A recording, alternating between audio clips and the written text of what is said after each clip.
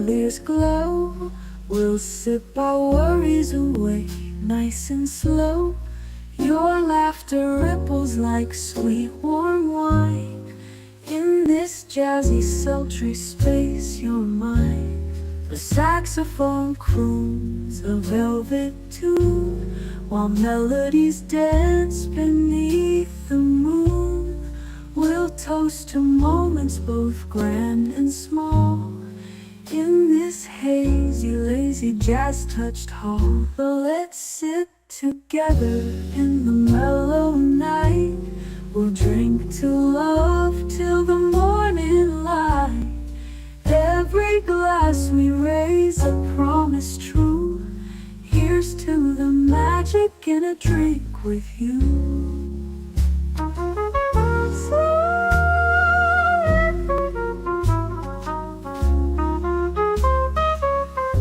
Your eyes, they sparkle with every click. Sweet rendezvous over a simple drink.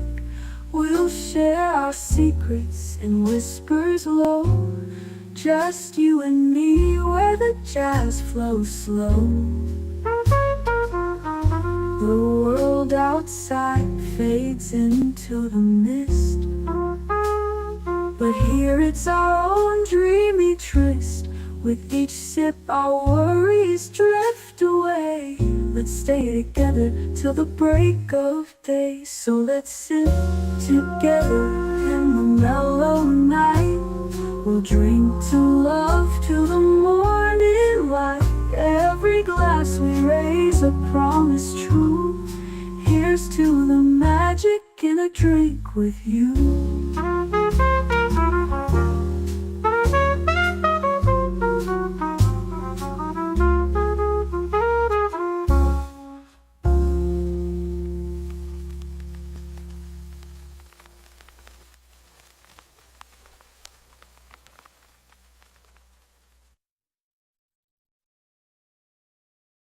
The following live stream has been approved for appropriate audiences. It may contain occasional strong language and may not be suitable for younger or more sensitive viewers. Viewer inebriation is advised, though not mandatory.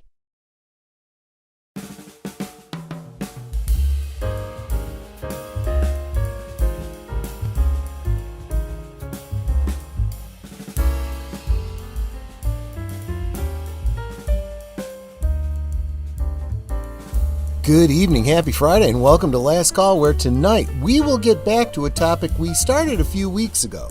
Yeah, you know how my attention span is, and I kind of got a little off on a tangent. But now we're getting back to it. Back to the late 60s to early 80s, I suppose. So buckle up, top off your glasses, tell me what you're sipping on in the chat, and we'll get this Canarble Wagon rolling right now.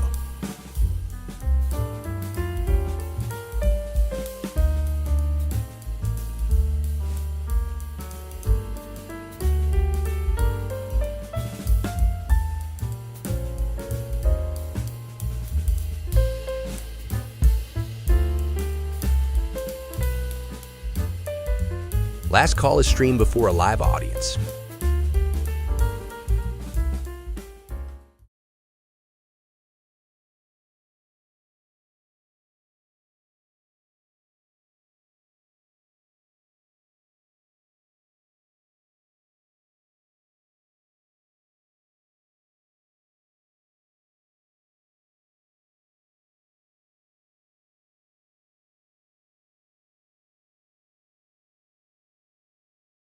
I guess that happens. I should actually have read the little thing that says you are muted. Well, anyway. Take two. Yeah. Well, and that's exactly what this stream is. This is take two of the topic. So you planned that. Well, yes. Thank you, Netter. So anyway, yes, I'm sipping on a Clark and Sheffield. This is not a sponsored stream, but Clark and Sheffield, you know, I'd be open to it. It's been sitting on ice all week, so you might actually be able to see some frost on the glass. Of course, my glass and whiskey stones have been on ice for, well, since the last drink I had. So here we go. Let me go into studio mode so I know what the heck I'm doing. And, well, actually, let's just get us into dynamic mode. No, because if I do that, then there's nobody there. How about I just, give me a second here. I'll figure this out. This is how I do it. I'm learning the ropes behind the scenes here, my friends. I'm getting it. Let me get the aged boomer in here. Give me a second, because I still don't have the camera set up the way I want. There we go. Let's get you in here. And aged boomer, how you doing, my friend? And what are you sipping on? I'm doing fine. I'm sipping on a Coke. Regular or diet? Regular. That's fair. That's Coca-Cola Classic. Says original taste. High octane? Yeah. As you know, it's got calories in it. You know, that's high octane in this house. Yeah, don't drink your calories, they say. Well, that's what I'm doing. That's exactly what I'm doing too. Actually, I had one little breakfast sandwich this morning. That's all I've had. So I probably should have booze sponged before we got started. Do you need a puchki? Maybe a little bit later. So when you went for your Coke, did the Secretary of Health and Human Services knock at your door and say, "Do you really want to drink that? That's got high fructose corn syrup." No, but maybe they can release some with cane sugar. That is one of the hopes that the new Secretary of Health and Human Services will kind of push to get companies to stop using high fructose corn syrup. But I think as they do that, they're going to have to work with DOGE that might uncover some of the corn subsidies that have been happening for many decades. So, but I've been very happy with what I've been seeing happening in the economy, and I'm looking forward to making America healthy again. I know, I'm not one to talk, but hey, you know, one can hope. And behind the scenes, we got Netter. You better be nice to her. She's the bouncer, Netter of Netter's Network. How you doing, my dear? And what are you sipping on? I am doing well. It is Friday. The work week is over, so I get to celebrate You have earned that adult beverage. Yes, my adult beverage is a strawberry cream colada with Baileys. Yep. How is it? It's actually really good, although the Baileys, I'm not really tasting a lot of strawberry in that. I'm tasting more strawberry in the whipped cream. Yeah, so I did some... You want to show what it looks like? Well, it is pink, is what it is. And those things floating in there are not ice Frozen cubes. strawberries floating in it instead of ice cubes. It's basically half Bailey's strawberry cream, which I bought as a impulse buy, and Malibu coconut rum, 50-50. And then I just thought, you know what? I think it needs some strawberry whipped cream, which I also bought on a impulse. So along with the puchkis.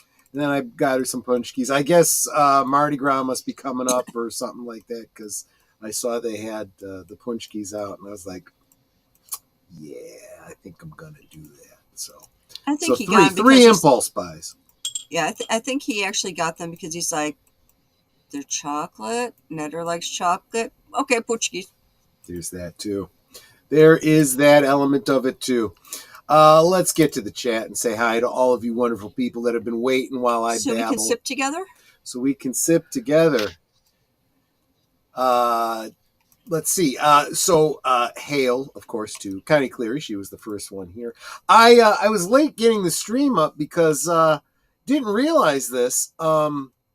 There's a little bit of a difference in the way you set up streams in EVMux than StreamYard. I used to be able to set up all the streams at once. I have to set them up separately now, which is probably for the best since the description should probably be different. But I set up Boomers and I hadn't set up mine, so I had to get that going just before the stream, and Connie was the first one to see it pop up. And then, of course, there is Matanui stopping in. He's talking some gaming stuff here, Boomer. You might have better insight on this than I do. Got Virgil in Devil May Cry 5, and he's awesome. I kind of know what Devil May Cry is. Who is Virgil? We've lost Boomer. Oh, yeah, there he's muted. No, he's not in the green room. Uh-oh. But he's still showing on the screen. Well. You know what, guys? Just to be on the safe side, can I get a 5x5? Am I coming through okay? After starting out with being muted, I want to just make sure, you know. And, of course, channel member, the Clue channel. Oh, my Lord, Gen X Part 2? Where is my motherfucking drink? What is your motherfucking drink? I want to know. I didn't say that with the right accent. Motherfucking drink. That's how you said it. So that's how I should repeat it. That's how some people say it. Yeah, I got the motherfucking part. Okay. Drink I didn't get. Drink? Let me back up now that you're back, Boomer. Sorry, no, the internet got in flux again. I'm sorry. Okay. Fair enough. Big Al says 5x5. Thank you, my friend. And Clue is telling me that it's a Grey Goose. Good on you, mate. Good stuff. Matanui said he got Virgil in Devil May Cry 5, and he's awesome. I kind of know the game Devil May Cry. I know of it anyway. Who's Virgil? He's another character. Okay, there you go. I don't know. Okay. I just remember there were naked butts in the last one. In good taste. Heaven forbid. In good taste. Heaven forbid. Heaven forbid. And, of course, Netter's coming in saying, hello, love of my life. I love you, too, Netter of Netter's Network. And let's see. Who else do we have here? Yeah, it's Big Al Presents, who just told me we were 5x5. He says, have a great stream, my friends. Hoping everyone is having a fun weekend. Well, this is the start to a fun weekend, right? Bunch of friends getting together, drinking, chit-chatting. On a topic that's not depressing for once. Deleted scenes. Salute, my friend. Good to see you. He says, like, share, subscribe, become a member. Yes. I love when people drop the super chats, but I'm thinking, man, for the price of a super chat, you could be a member for a whole month. But however you choose to support me, even if it's just sharing out the stream, I appreciate it. I really, really do. And TimHayes says, I was going to ask, is Michael coming? I don't know. Michael came by just randomly the last time. Kind of took us down a rabbit hole. But we'll see who stops by. I'm still saying hi to everybody. Not sure how long deleted scenes can stay, but he's listening in. Thank you, my friend. That's always, always wonderful. Let's see here. Tim, FKHC 2005, whom we lovingly call Tim, says, is that Netter singing? No, that is not Netter singing. I outsource my music. He just doesn't want to pay me. Well, she already gets my whole paycheck. I don't know what the hell more she wants. Jesse Guajardo, welcome, my friend. Good to see you. He says, hey to Netter. Before he says hi to me, probably a good choice, my friend. Hey, your last paycheck plus my last paycheck went to go pay off the trip we just took. I know. It was worth it, but it was totally expensive. worth it. It was. I will be right back. A whole lot expensive. Yep. And let's see here. Let's see.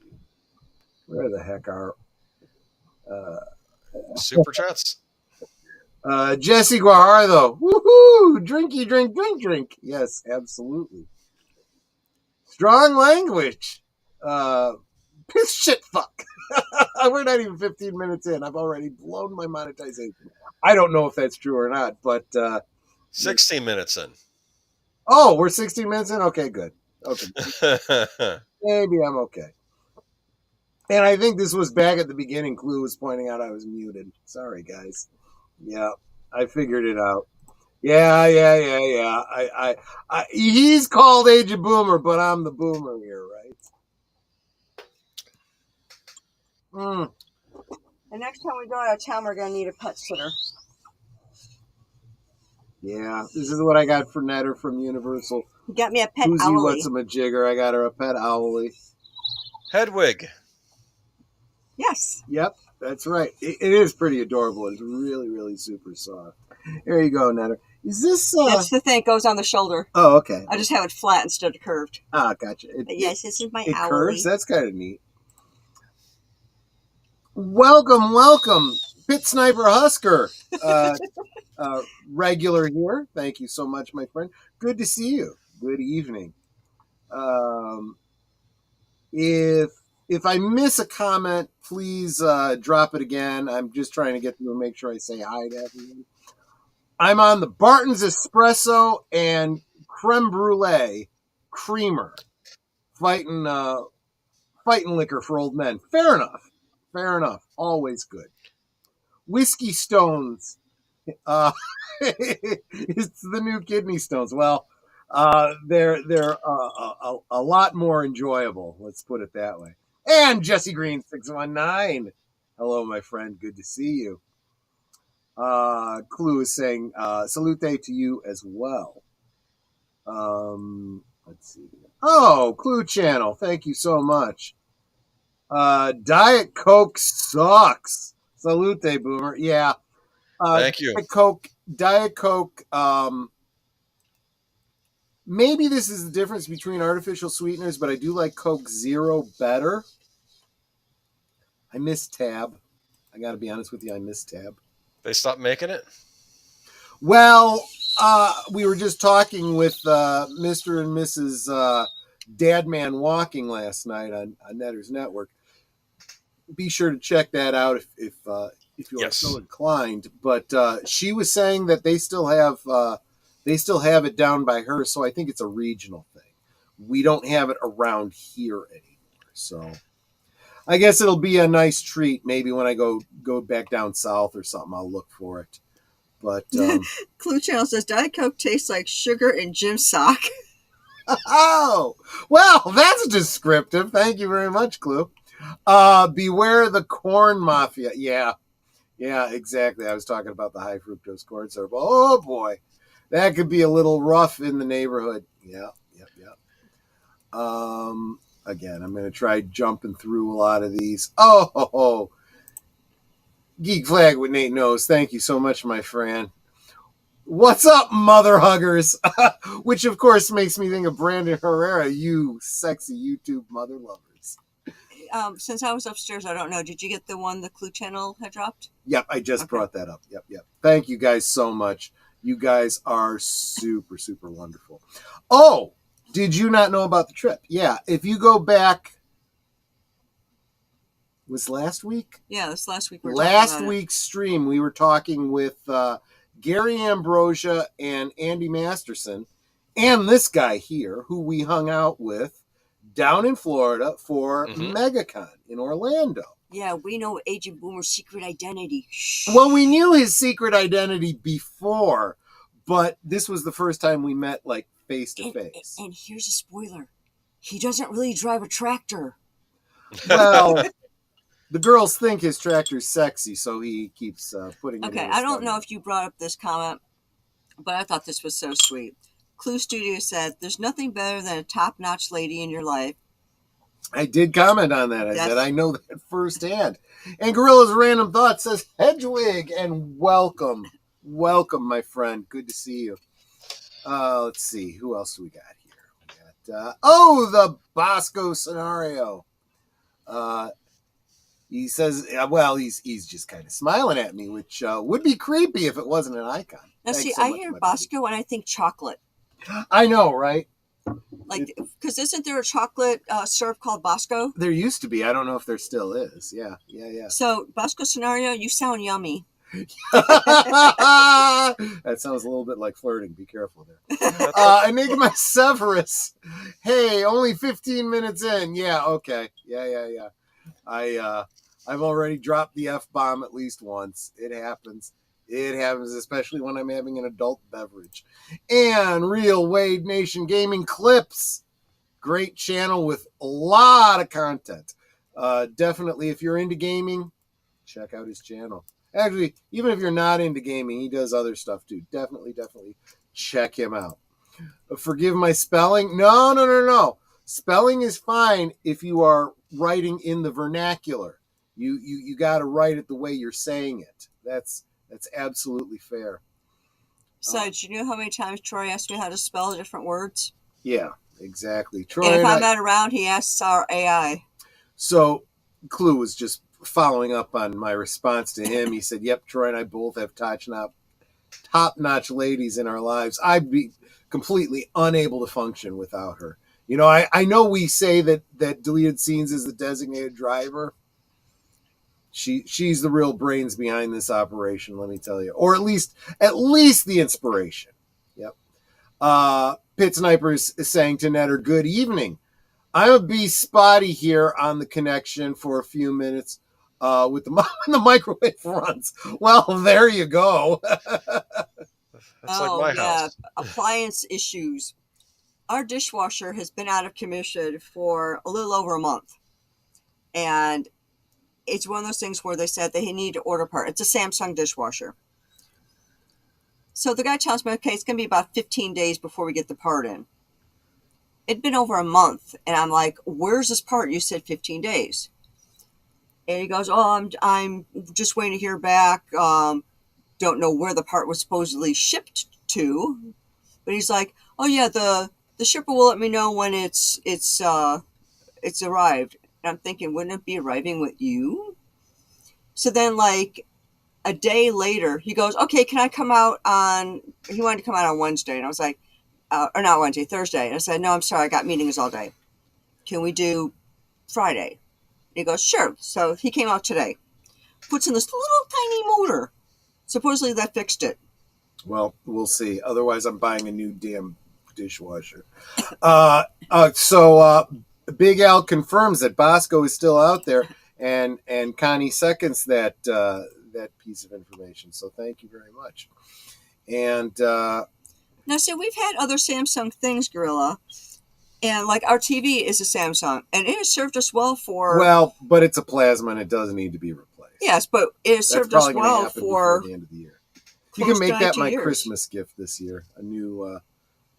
Well, what's the new thing? It's not plasma anymore. It's LCD, or have they gone past that? LED. Something else. LED. Okay. And then there's OLED, which is fancier, but they come in 4K. That sounds old to me. I don't know, but there you go.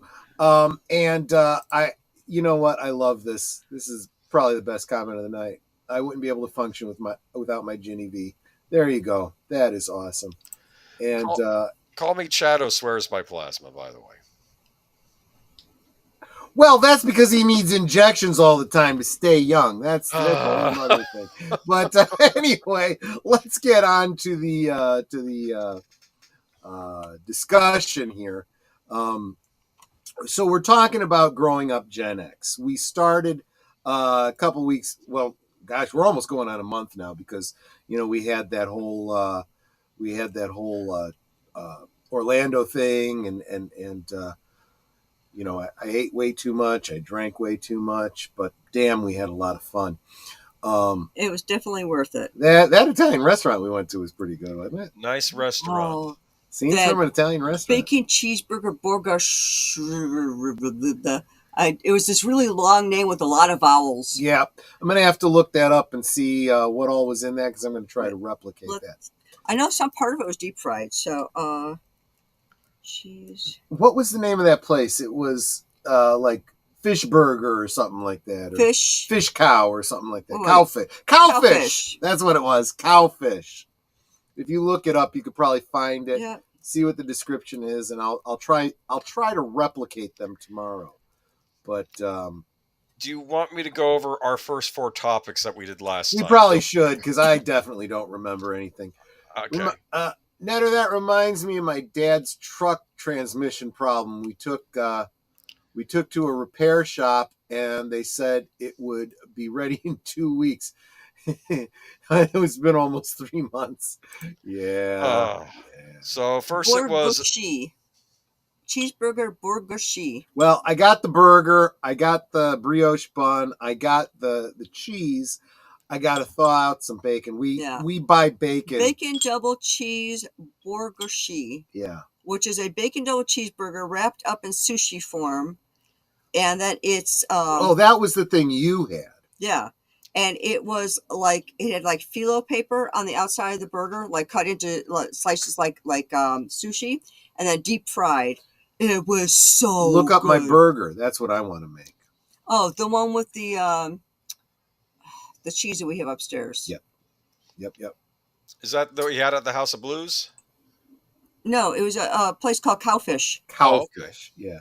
No, we didn't go to House of Blues. I figured we got that here. I wanted to go to places I hadn't, seriously, I mean, the House of Blues started here, right? Oh, that's right. Welcome, Logical Spark. Yeah. Oh, when I was in college, I used to go to House of Blues all the time. Absolutely. So, but Jesse says, "Stop! You're making me hungry." I know, right? I know. It's like, can I go back? Okay, boom, you're in Florida. Can you go to that place and get some and ship it to me? Yeah, right. Oh. Well, he didn't make a 2-hour drive and then mail 3-hour drive. Actually, went on 4 because that wasn't the fault of the drive. That was the traffic. Way back was much smoother. On the way there, though, I had a bad jam I hit into. You were probably still getting some rush hour traffic at that hour. I don't know what it was. Going back, there was nothing. It was an odd place for there to be a jam too. It was like an hour from where I live, and it was just bad. I don't know why. But let me go over. Not to get us off topic, but I do want to mention, and I've mentioned this on several streams. Next year, about February or so again, that's when MegaCon is, and right now a lot of the big YouTubers that I was hobnobbing with and pretending I was popular are talking. They knew your name. Dear. I know. They're like, hey, you people have been talking about you. What have they been saying? It's probably a lie. Okay. No, it's all good stuff. It's probably still. I'm looking at their menu, and the reason I remember there being a lot of vowels is the way that they spelled it was, All American Bacon Double Cheeseburger, and then Ushi, so OOSHI. Okay, so it's burger sushi, burgushi. That's what they're trying to say. Okay. And I'm looking up yours. Yours was a burger, so yours was. Where are you? I don't know about popular, Clue. I'm infamous. The Borson Bacon Burger. Yes, garlic and herb, Borson cheese, applewood smoked bacon, sautéed mushrooms, grilled onions, lettuce, tomato on an onion roll. Well, I can skip the tomato, but I got everything else I need, so I'm good. You can make your Borson bacon burger. I actually bought him Borson cheese just so that he would have it. Wow. But not only that, I started thinking, let me try Borson, let me try blue cheese, let me try Asiago. So I've got a couple different kinds of cheeses. But you've had Asiago before. We love Asiago. Not on a burger, though. Oh. With bacon. Bacon. Yeah. Bacon goes with everything. Well, that's true. Oh, you could even chocolate cover bacon. Come on. That would be too sweet, I think. But anyway, we are thinking of going back for the weekend of MegaCon next year, but not actually going to MegaCon unless we're actually doing like supporting somebody at their table or something like that. Like if I don't know, Snarky J actually gets a table. Oh, that's something to talk about entirely separately. But we'll do that though. Yeah. I did. I said to Netter when she saw hey, look, Snarky J. She saw the sign, and I'm like, she's not here, and I didn't see her anywhere, and I thought naively, I'm like, all these costumers, I'll pick out Snarky J. She'll stand out. She did a bunch of costumes of characters I'd never frickin' seen before. She wasn't in any of her iconic costumes, so I never would have guessed it was her. Yeah, exactly. If she did Wonder Woman, I'd have been like, Snarky J as Wonder Woman. Absolutely. In fact, DC, you should cast her in your next movie of Wonder Woman. Right? That would be a perfect casting. You know, but whatever. Who knows who they're going to cast? They don't even realize she has the acting chops for it too. She Yeah, absolutely I'm sure she it. does. And she would totally buff up. Not that she needs to, but they would probably want it. And she would make her own costume because she's good at that too. Yeah, it's like, give her the budget for what you would spend on her costume. Let her friggin' do it, and she'll do better than what your costumers are doing. I've seen the previews for the Superman movie. Just saying. Did you ever see when she was reading? I think she was reviewing Mandalorian season 3, and she comes out with Baby Yoda, and she says, "I'm sorry, hon, Mama's got to work," and she puts him to the side. That was good. She did one that it took me a sec. Look, here's the thing. She's a very attractive young lady, but she's like young enough to be my daughter, and that's actually being generous. She could probably be my friggin' granddaughter, right? So no, that's not. I know. For me. Right, but she did a cosplay of Rogue to talk about some X-Men thing recently. Yes. Oh, some dust up in the comics. Right. That the now it used to be the Pearl Clutchers were all righties. Now the Pearl Clutchers are all lefties, and they're trying to shut down Rogue and the iconic assets that she has, right? And so she comes out dressed as the classic Rogue from the comics. And if you've ever seen Snarky J, by the way, if you're into comics, you're into cosplay, check out Snarky J's channel. But she does talk about all aspects of and if you're into beautiful women who actually know what they're talking about with comics, there is that element of it too. Let me finish. Yeah. If you're into beautiful women who actually know what they're talking about with comics and what have you, and different characters, she's not only, if I was gay, I'd go for her. She's smoking hot. Plus, she knows what she's talking about. Yes. So it's like many, many years ago when I was a Motorsports Unlimited girl. It's like these guys would flip through channels. They'd see these girls dressed in these tiny little outfits with feathers in her hair, and they'd stop to look at the girls and then go, wait, they're talking about heliarc welding. Yeah. Because we knew what we were talking about. And she definitely does know what she's talking about. She's got a very strong opinion, one that Boomer and I tend to very much agree with. And so she talks about, she's pissed off about, these people that don't care about the medium coming in and crapping all over, our franchises and destroying them. And after she goes off on this rant about it, so first I got to back up. Her shtick is that she's always in some sort of costume. Usually she's in some sort of costume, especially when it's on brand for what she's talking about. So like if she's talking about Deadpool, she'll come out as Lady Deadpool or whatever. And she'll walk in. She will come from off camera, on camera, sit down in front, and hello all, I'm Snarky J, right? Mm-hmm. She does that every time. She did that as Rogue, and she sits down and she does her rant, and she says, and now, in honor of Rogue and her classic appearance, I'm going to do something I've never done on this channel before. I'm going to do the Snarky J walk away.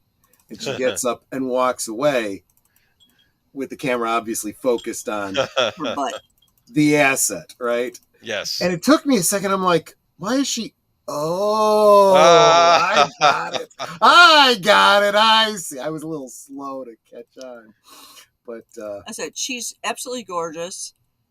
And if you tune to her channel because she's gorgeous, then start listening because she knows what she's talking about. She is amazing. I love her what? channel. I've gone on all this time about another YouTuber, Blue Wrenches. Would someone drop the link for Snarky J? Let me see if I can find her real quick. Yes. If you are of the right age and the right inclination, giggity, it would be appropriate for her. Yes, exactly. I just realized I am not subscribed to her. Well, I am now. Okay. Sadly, I've seen that video. Why is that sad? I don't Sometimes understand. YouTube- That was actually a good video. It's like Sometimes you can find yourself unsubscribed to people you subscribe to, so always make sure. that is true. That is Yes, absolutely exactly. true. Okay, I've got her link. I am going to drop it into the chat. Cool. Snarky J. Snarky J Cosplay, I believe, is the name of the channel. But we call her. I just put Snarky J channel. There you go. Shwing! Yeah, I've actually forgotten that. But you know what? That's probably a great pivot point to get us back into our 90s discussion. Commentary. Shwing, that was from Wayne's World. Wayne's World. Wayne's World. Party time. Excellent. You know what was funny about Wayne's World when it came out? Cisco and Ebert reviewed it, and they really liked it. They were saying this is actually highly intelligent. They actually liked the Alice Cooper giving the history of like the local Indian tribes and whatnot. Oh yeah. And he was spot on with that. He wasn't even wrong about that. And that now I can't remember now if it's the video for Bohemian Rhapsody or if it was the actual scenes from the movie, but they're driving through the Chicagoland area. Yeah. And they're hitting all of these iconic spots. And I knew all of them, and they hit. There is one shot, and I don't think it's there anymore, but back in the day, it was, I want to say it was in Hillside. There was this, I'm actually forgetting, it's been over 30 years now. There was this art piece. There was this area of strip malls, and in the parking lots they had all this like modern art, and one of them was this junk sculpture with like all the cars.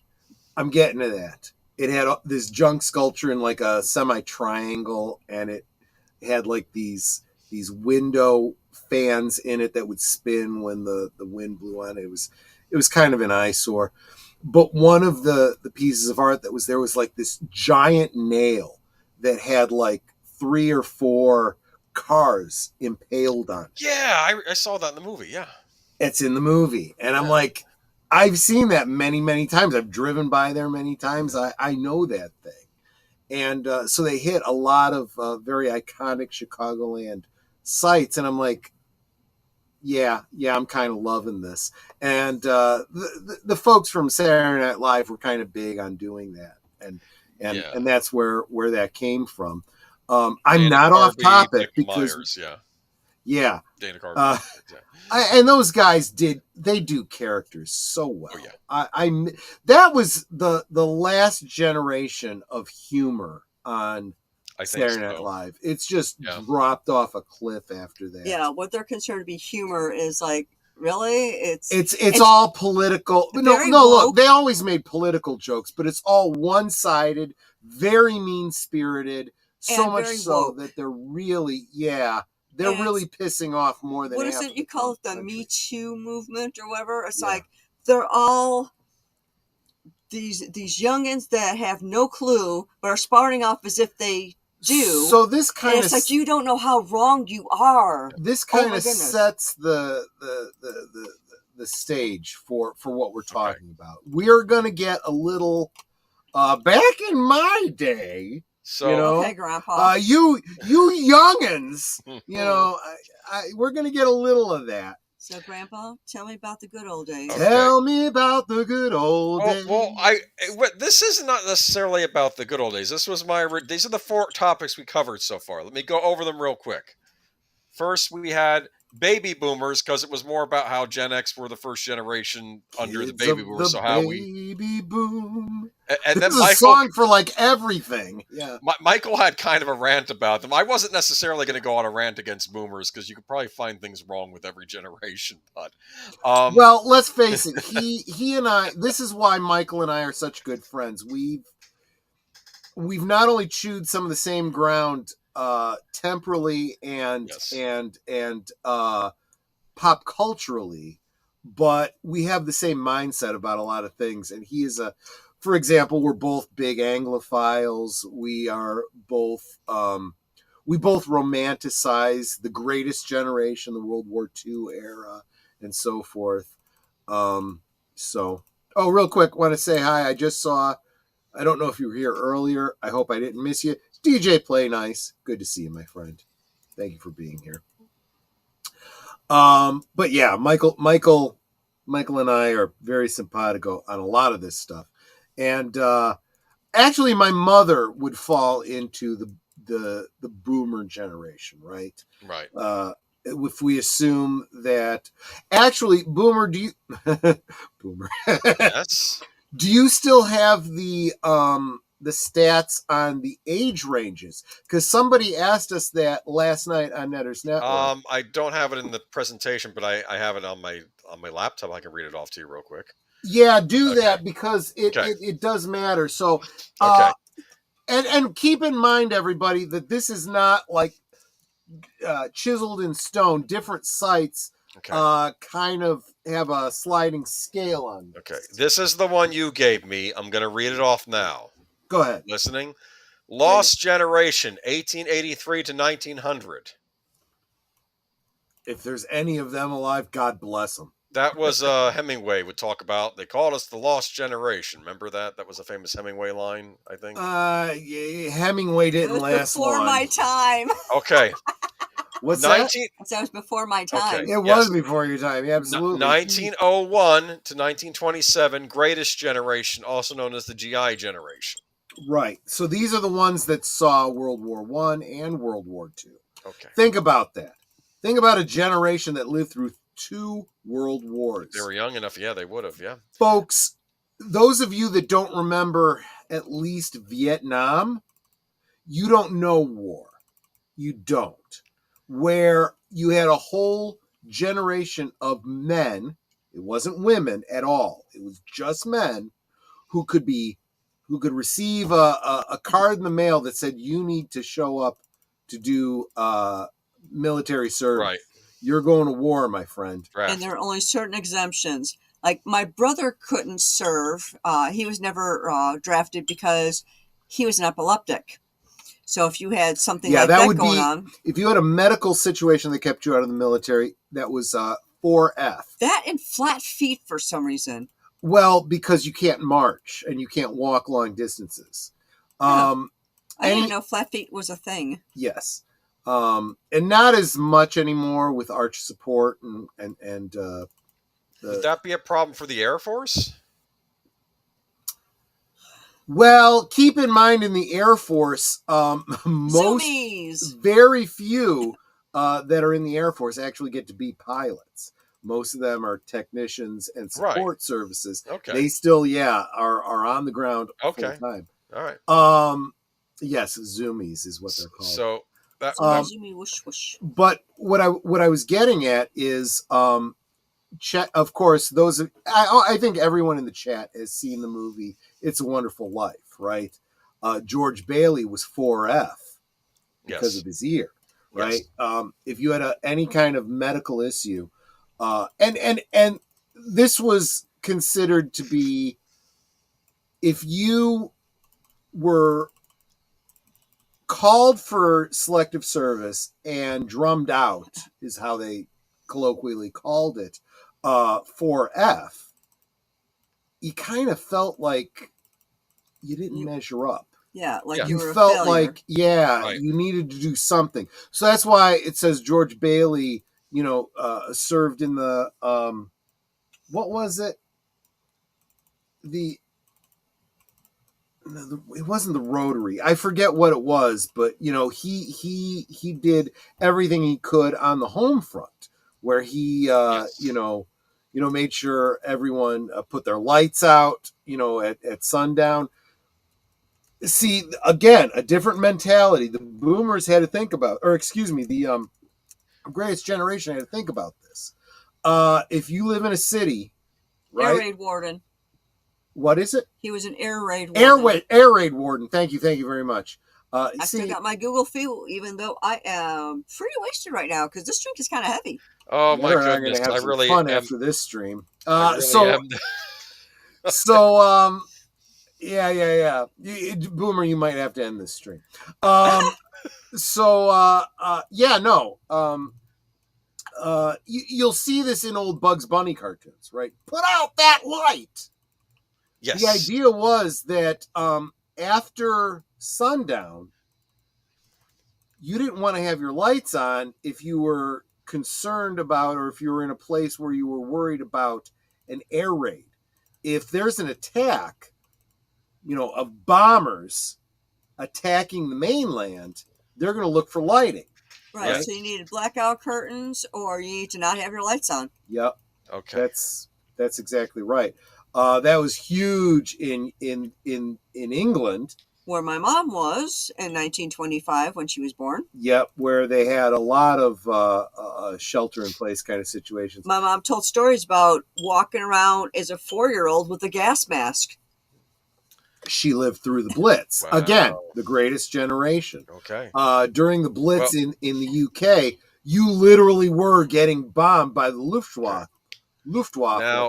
Now, if her mother was a child, though, she might not have been greatest generation. She was probably silent generation / lucky few, born 1928 to 1945. Okay. Mom was born in 1925. Yeah. Oh, no, she's greatest then. Never mind. She was greatest. So, yeah. She was the greatest mom ever. She was. My parents were silent generation. I don't know why they call them the lucky few. I guess because they avoided the wars, but they still served. My dad served in the military. Because of her age and the fact that she had so many children, Netter was the youngest of all of them. And I only had 5 kids. And Netter is older than I am. I was a little concerned when I met Mama LaFrance. I wasn't sure how she was going to, and she was just, you know what? You're good to my daughter. She likes you. I like you. I'm like, I like you. Actually, I gotta say, that's, for all the jokes that people make about mothers-in-law, I liked my mother-in-law. I really did. So I can imagine that silent generation, they had to fight Korea, so I don't know if I call them that lucky. Well, I'm thinking silent movies. Wasn't silent movies around that era? Silent movies were up until help me out, folks, somewhere in the 30s, right? No, I don't know. When they made the transfer over. I think around that time they were moving over to sound. I don't know. The Jazz Singer was the first sound picture, so you have to look up the Jazz Singer. That's how you know. Al Jolson, the Jazz Singer. What year was that? Alexa, what year did the Jazz Singer with Al Jolson come out? Here is an answer from an Alexa Answers contributor that I translated. Yes. The Jazz Singer is a 1927 film directed by Alan Alexa, stop. Thank you. So 1927 on was taught. Yes. I mean, they were probably still making some silent pictures, but it was probably moving over to talking. Now, speaking of silent films, I want to do a quick plug for Midnight's Edge.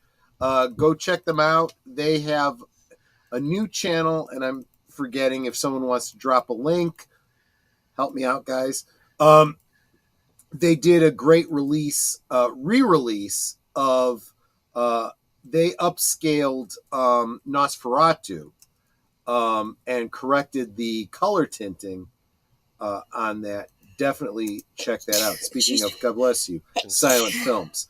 But yeah, so God bless you, Greatest Generation saw talking films. I'm just thinking about my mother-in-law. Saw silent films. Retrospective 4K, is that the one you're talking about? Yes.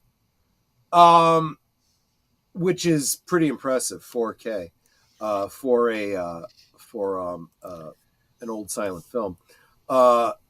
They saw 2 world wars, Korea, Vietnam, plus all the other police actions we did, whatever. They lived through the stock market crash. The God bless you. Goodness. Sorry, I don't know why I'm sneezing so much. It's all right. No problem. Do you need some tissues? No, I got some by me. Okay. Okay, there's the link that Troy was talking about. Thank you, Natter. So, and I don't know, part of the reason we call them the greatest generation is because depending on how you break it up, you got the silent generation, whatever. I'd never heard of that. I assumed it went from greatest generation to the boomers because No. after World War II. Yeah, I know. My parents were silent generation. They're not some missing generation. They existed. Well, they're silent. But the whole idea of the boomers was that after World War II, look, after World War II, you got your boys coming back, the girls that waited for them, or the girls they found. There's a lot of shagging going on because, let's face it, this is the response to you see a lot of death, you want to bring life into the world. So we had a huge influx of babies being born immediately 9 months after the end of World War II. So that's baby boomers from 1946 to 1964. Which my mother and father fall into. Okay, so that means if baby boomers are up to 1964... that was not necessary, but thank you so much, Nate, who says, for $2. Bless you, Netter. Thank you. I don't know why I'm sneezing so much. I usually sneeze twice, and that's about it. All right. So if boomers go up to 64, that means I'm a boomer because... Okay. I'm going to reveal I'm my age married here. to a I was boomer. born in I'm 1962. Okay. I think, though, that those... I'm having a punchki. Punchki. I'm drunk. Leave me alone. All right. Let's move Being along. I drunk is got to an work in the awful morning. Okay. Anyway. Gen X, 1965 to 1980, another forgotten generation that people think don't exist, much like the silent generation. Okay. So, if you were born 1965, you're not going to remember much of the 60s. Right. I was born in 71. I don't remember the early 70s. Okay. But I don't know. There's a lot of confabulation that happens because I was born in 71 and I'm a big history file.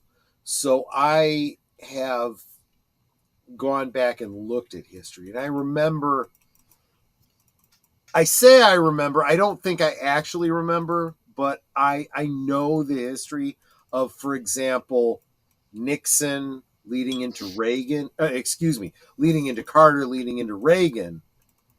And I think I've confabulated a lot of memories of Nixon, but yeah. Okay. Guys, you don't need to give away your ages here. But Jesse is 1990. Okay. TimHayes is 1970. Yeah, so we have a lot of Gen Xers here. Okay. We got 7. Oh, Jesse. 1976. That was the year my brother was born. I appreciate that. Okay, but Delete Scenes put 73. I'm like, dude, I know you're not 73 years old. No, 1973. I know, but he's 2 years younger than I am. He's 73 since when?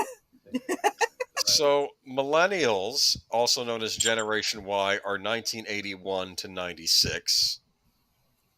Zoomers, also known as Generation Z, is 1997 to 2012.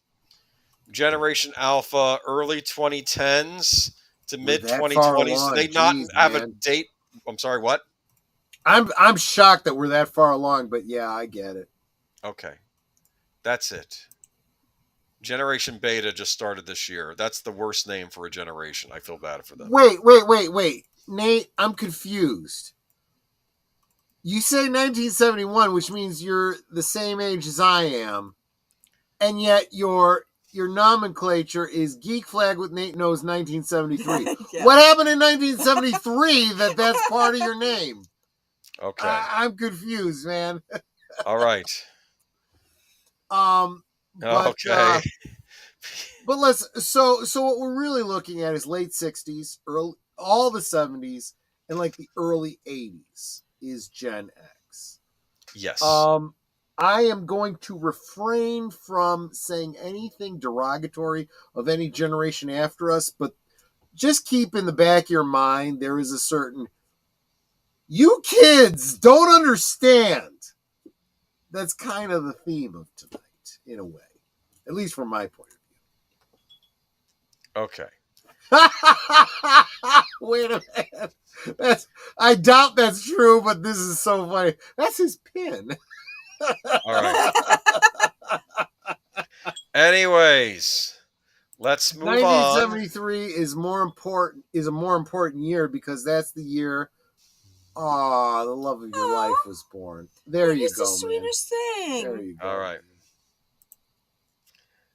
Anyway, so let's go on. We covered last time baby boomers, Gen X views on the baby boomers. We covered brand conscious, very brand conscious generation.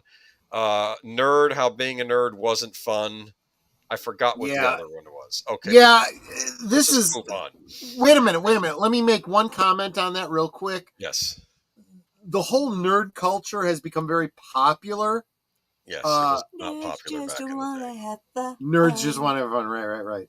And it's very popular for, hot, sexy people like, what's his name that played the Man of Steel? Yeah, I'm full. Henry Cavill to be a nerd. Right? But the reality was, back in the day, back in Gen X, the nerds were the ones that wore the glasses, that weren't very popular. Revenge of the Nerds. I'm not in R yet. But yes, we're going to have to do a rewatch of Revenge of the Nerds. Actually, Netter, can you order that for us on Amazon? We don't have it? We don't have it. You got to be kidding me. Anyway. What's that word you use? Schwooten? You got to be schwooten I'm me? schwooten you. Yeah, no, I'm not schwooten you. The fourth thing we covered was a childhood without cell phones or the internet. That is true. And, that is true. We did not have kids either on bikes playing outside, and you were saying, it's when it gets dusk, you come home, that sort of thing. And then, of course, I had a little picture of a child on a milk carton too. So that was another. Anyway, that's the way it was when I was growing up. If the streetlights came on, you went home. Okay. Well, yeah. Some of what you can say about Gen X, you can say about previous generations as well. Obviously, if we didn't have cell phones, they didn't have cell phones. Just gotcha. Yes, but we had payphones, which the generation today wouldn't even know how to use. And you see them in movies sometimes. All right. So I now want to bring the presentation in here, and hopefully go for it. Sober enough to not mess up. Let's see what happens. Do the thing. Is it there? It's in the editor room. Let me help you out here. I think this.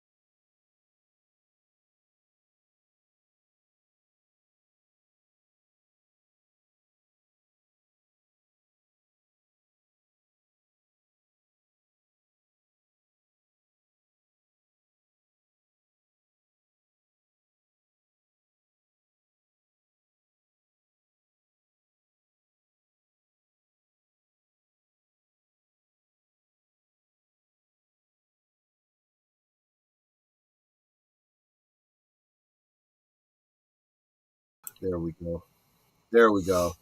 And let's get you in there. Nope, that's Netter. I didn't want to. Hi, everybody. Yeah. Netter, can you still hear us? I can still hear you. Okay, I didn't want to mess you. I don't know if anyone can hear me if you kicked me out, but yeah. No, I don't think I kicked you out. Well, you're coming through my mic, so that's always the way. Ready. That's true. Are we ready for part 2? There we go. That should do it. Okay. Part 2. Next slide. Shrink us down a little bit. Shrink us down. Like the Incredible Shrinking Woman. Remember that movie? Yes. Lily Tomlin, yes. Galaxy Glue, remember? And the Incredible Shrinking Man. You guys gotta. And honey, I shrunk the kids, so we got the whole family here, all shrunk. Right. You got, Netter and Boomer, you need to remind me. I think we should really do a rewatch of the Incredible Shrinking Woman. Remember the Galaxy Glue song? I vaguely do, and I didn't know that was from that. Galaxy Glue. Yeah. So I think I do next slide in live preview, correct? Or is it an editor? I guess I'll find out. If I know. You actually know more about this Well, than we're I going to do. find out. Do you see what's on the screen there, chat? What does it say? Did I It spell says it? arcades. Do you know what an arcade Oh, is? God. I used to love arcades. Yes. Look at this. Yep. Was this you?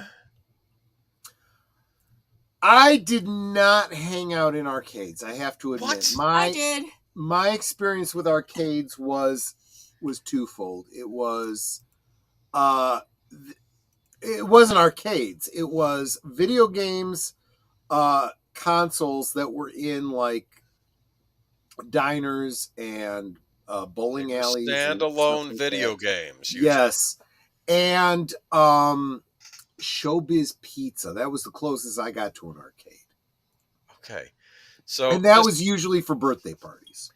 This was a huge deal. Am I going to bother anybody if I eat a donut on stream? Eat the donut. I probably need a booze sponge. You need a booze sponge. You need a Monte Cristo sandwich. I'm kidding. Don't eat that on stream. Oh, dude. No, that would be disgusting. Damn it, man. You had to bring that up. Why? Damn it. No. Anyway, named after the Count of Monte Cristo, I'm sure. Anyway, I know what an arcade is, especially because of Peter Piper Pizza. I mean, they still exist in this country. Actually, what became popular, at least prior to the pandemic, were these things called arcade bars, where bars would get old arcade machines, and you could usually play for free, and you drink while playing the arcade games. That was becoming a thing. Yeah. I don't know if that died because of the pandemic, though, but that was a thing back in the last decade. Yeah, it may not have survived the pandemic, but we in the Chicagoland area had Dave and Buster's.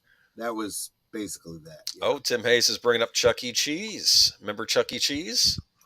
Well, did I say Showbiz?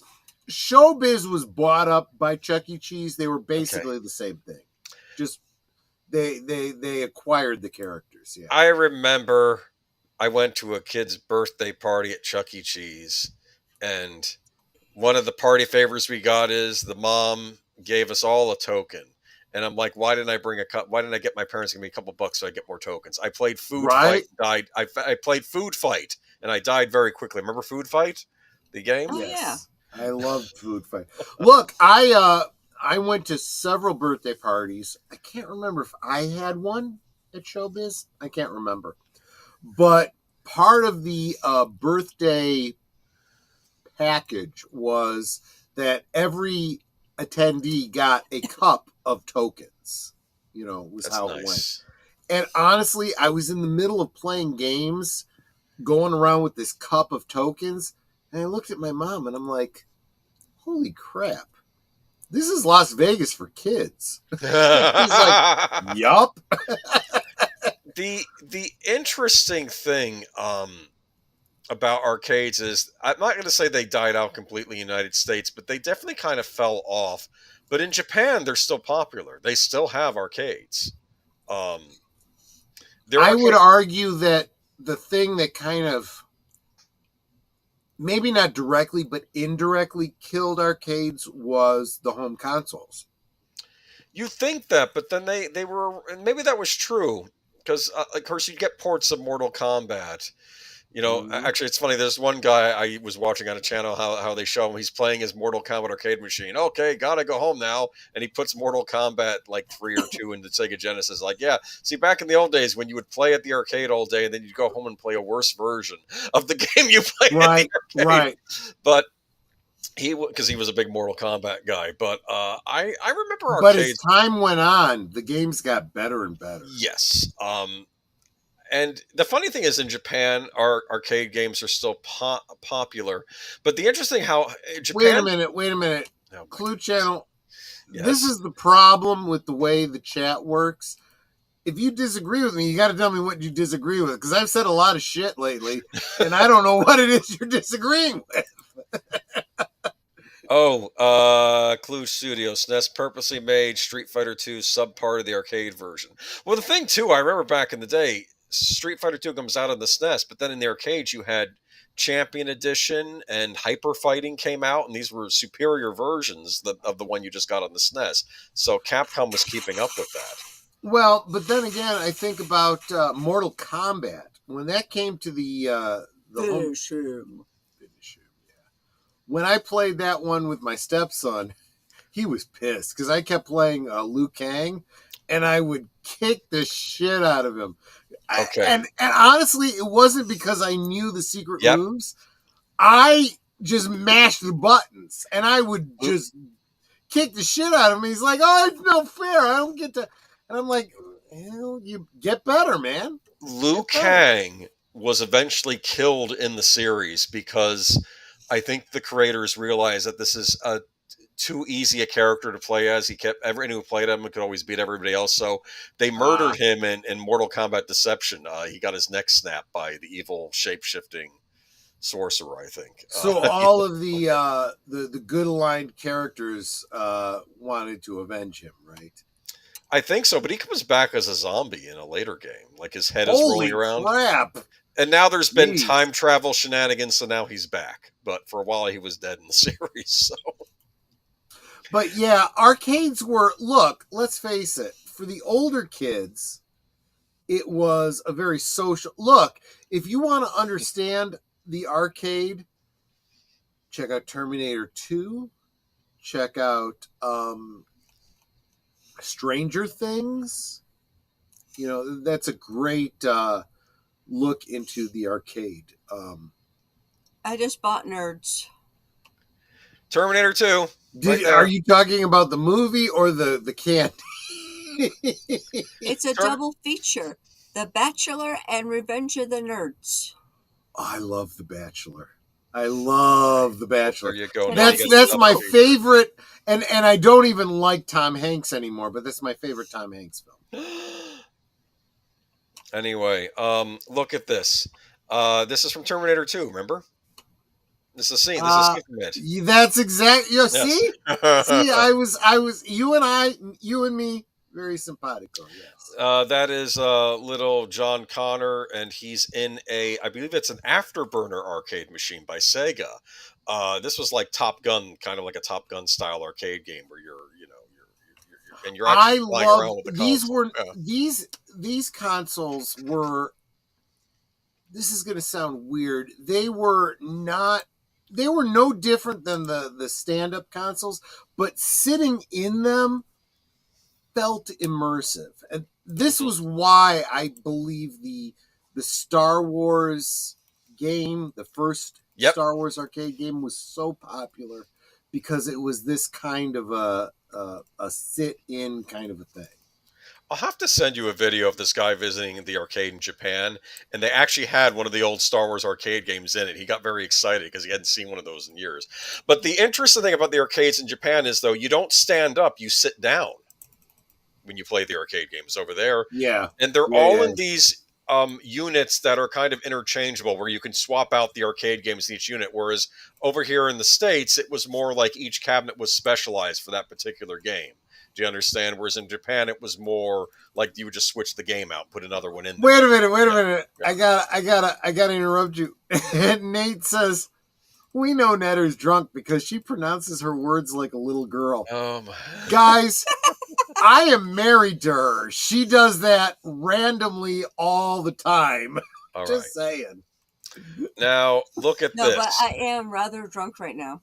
I done good then with that drink. I don't know what you put all in there. You said you didn't use as much alcohol. No, I didn't say that. I said I went with more Baileys than I did with the... so you added more alcohol than it said. No, it was all alcohol no matter how I made it. Even RoboCop 2 movie had arcade rooms. Yes, it did. And the interesting thing about that scene was, though, I believe that there were quite a few Data East games in that arcade scene. Data East, of course, made the famous Burger Time game, but they also made the RoboCop arcade game. So it's kind of funny seeing a lot of Data East games in that RoboCop scene.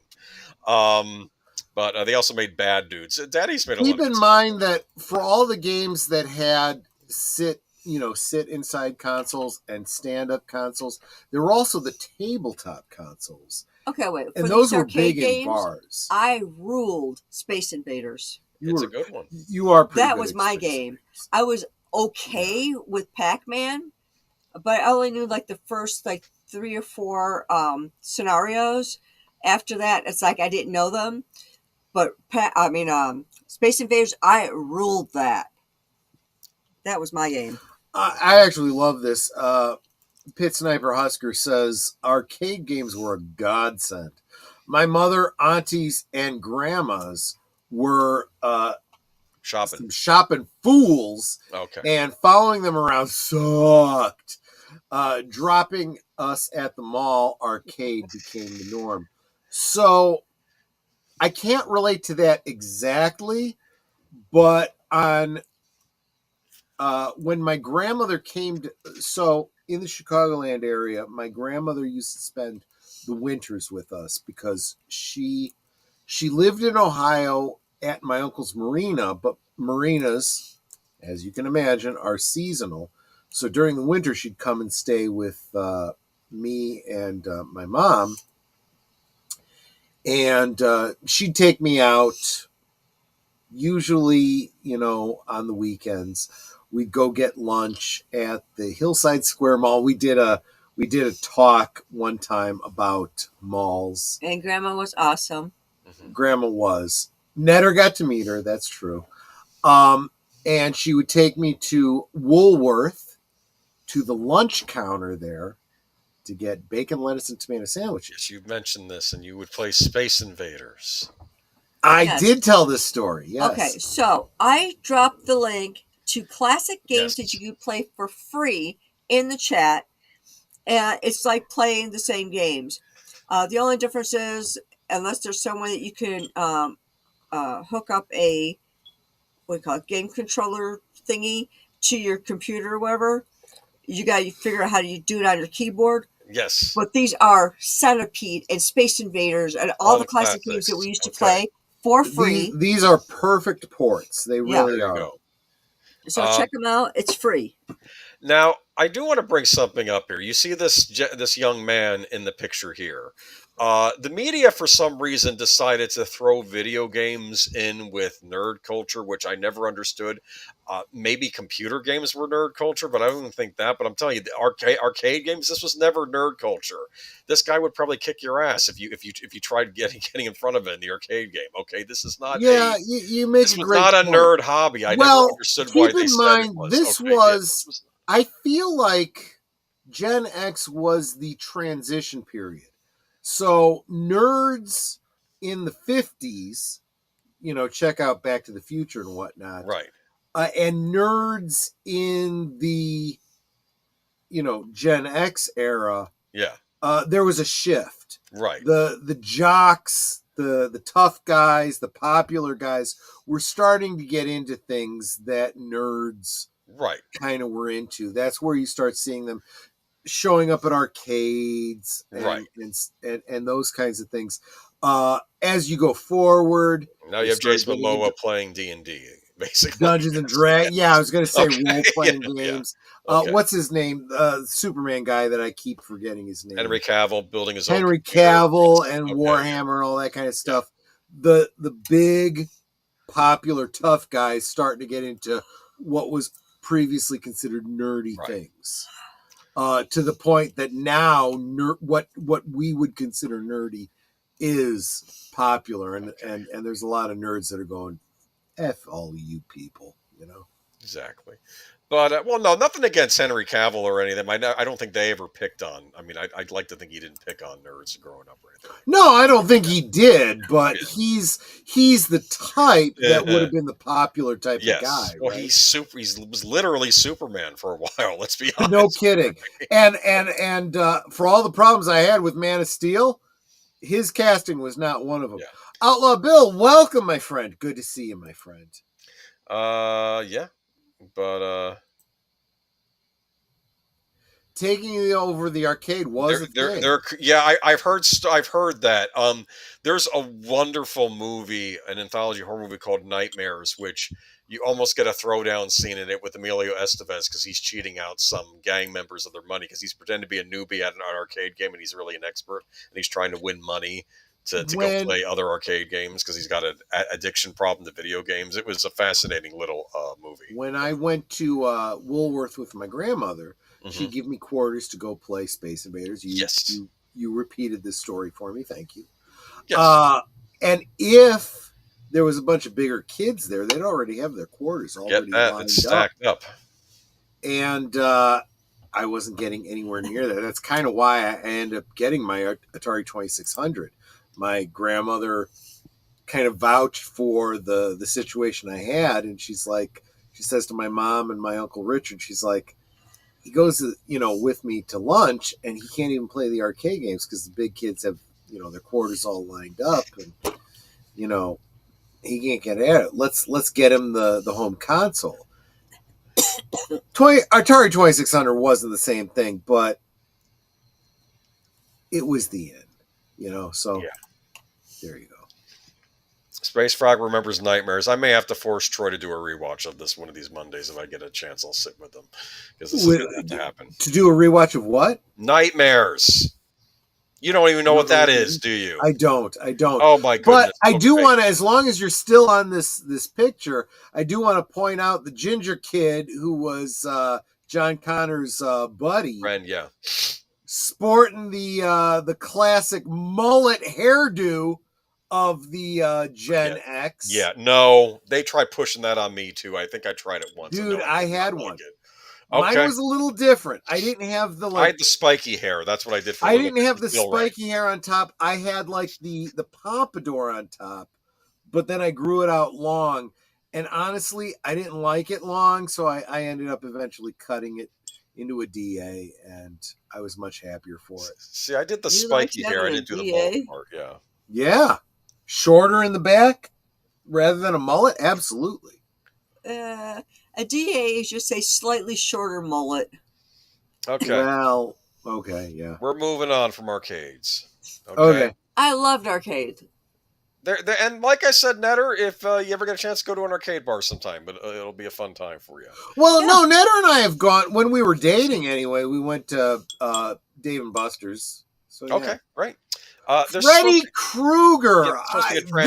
This very specific character you pull out. I just threw that in there. Gen X, Freddy Krueger. Let's do it. Because honestly, you could have gone with Jason. No, too obvious. You could have gone with Leatherface. No. Hell, you could have gone with the Hell Priest. When I think of 80s horror icons, I know people go to Jason, but I think of Freddy Krueger. And not necessarily because he's my favorite. Can I say one thing before you get into this? Yes. Freddy Krueger was played by Robert Englund. Most of us that are Gen X remember him as Willie from the TV miniseries V. I remember him on V. He was a very different character. He was a good guy on that. A very good guy, very sensitive type character, very likable, very lovable. So when we saw him as Freddy Krueger, it was like, I'm having a real hard time being afraid of him. Yes, I see him eviscerating people and killing them in their dreams, but this is Willie. I'm sorry. He's a good guy. What's interesting is I saw V after Freddy Krueger because I can think they did a repeat of it on TV, and all the kids were like, "Wait a minute, that's the guy that played Freddy Krueger. He looks." That's a great point. It was like a reverse thing because I was younger, so it was like a reverse for us. And that's just the point. If you missed it the first time around, there showed up a few years later. Yeah, there was no streaming. There was no physical media at the time. You had to wait until they showed it on TV again. Yeah. I'm your boyfriend now, Nancy. I'm sorry. Oh, I remember. Yeah. And then the tongue coming out of the phone. Oh, the phone, which was a landline phone. That was very time sensitive too. Hold on. I think I have a picture of that somewhere. Yeah, there it is. Oh, there we go. Yes. See, you and me simpatico, my friend. He has a built-in back scratcher. Yeah. Oh, that was great. I funny enough, I was late to the party on these. I saw part two first because a friend of mine rented it, or his mom rented it for Halloween. And I remember the scene where he's at the pool party and Freddie comes out and he goes, "You're all my children now." Remember that scene? Just We're going to have to do a revisit on this, maybe a Good Old Days or something like that. I'm going to have to do some rewatches of this. okay. I have, you know how I am. I have all of them on DVD, but I have a collection of them too. Yeah, which I have need to go not through. yet seen Freddy's Nightmare and Beyond. I've seen clips from a ton of them, and I would catch I them take on that TV. back. I did see the remake. It friggin' sucked. Look, yeah, I didn't bother with the remake, but look at this though, man. Look at all the weirdness here, man. There was a lot of weird. Well, this was a film that got the whole dream logic, yes. and it made a lot of sense. Honestly, I know it's going to sound bizarre, especially to deleted scenes if he's still in the chat, but the whole understanding dreams from Nightmare on Elm Street very much plays into the Lynchian understanding of dreams. If you understand translating dreams to film, there you go. A space where I mentioned this from too. I think this is from the scene because I remember at my friend's Halloween party we were watching, and I think he's on top of his girlfriend, and then the Freddy tongue comes out or something. Yeah. And of course, his mom was getting all upset in the room. That's the other thing you got to remember about these movies. They were very back in the 80s. Mm-hmm. Horror films were very sexual. You had a lot of topless girls. Might get to you see had some, a lot of especially sex, especially in the slasher movies. Yeah, it's yeah. That was part of the reason you went to go see them. But Johnny Depp, you're not wrong there, right? Oh, that's right. PitsnipeHusker. Johnny Depp was the boyfriend sucked in the bed, and then his then he gets sprayed pulled up into the bed. blood. Yeah. I remember that. That was in the first one. I know Wes Craven did the first one. He didn't really do the sequels. I think the sequels sometimes get a bad rap because they got interesting. They did. You like that? Him coming out of the TV with the antenna on his head?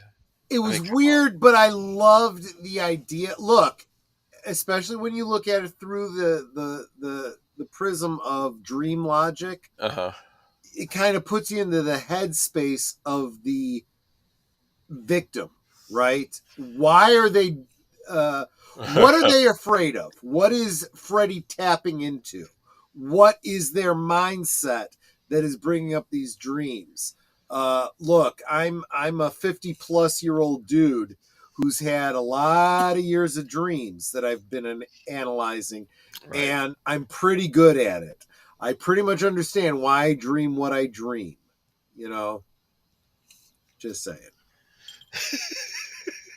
Yeah, I know Outlaw Bill. People do not like this movie. It's considered the black sheep of the series Nightmare on Elm Street 2. But it was the first one I saw, so I'm sympathetic. Oh, is it really? Okay.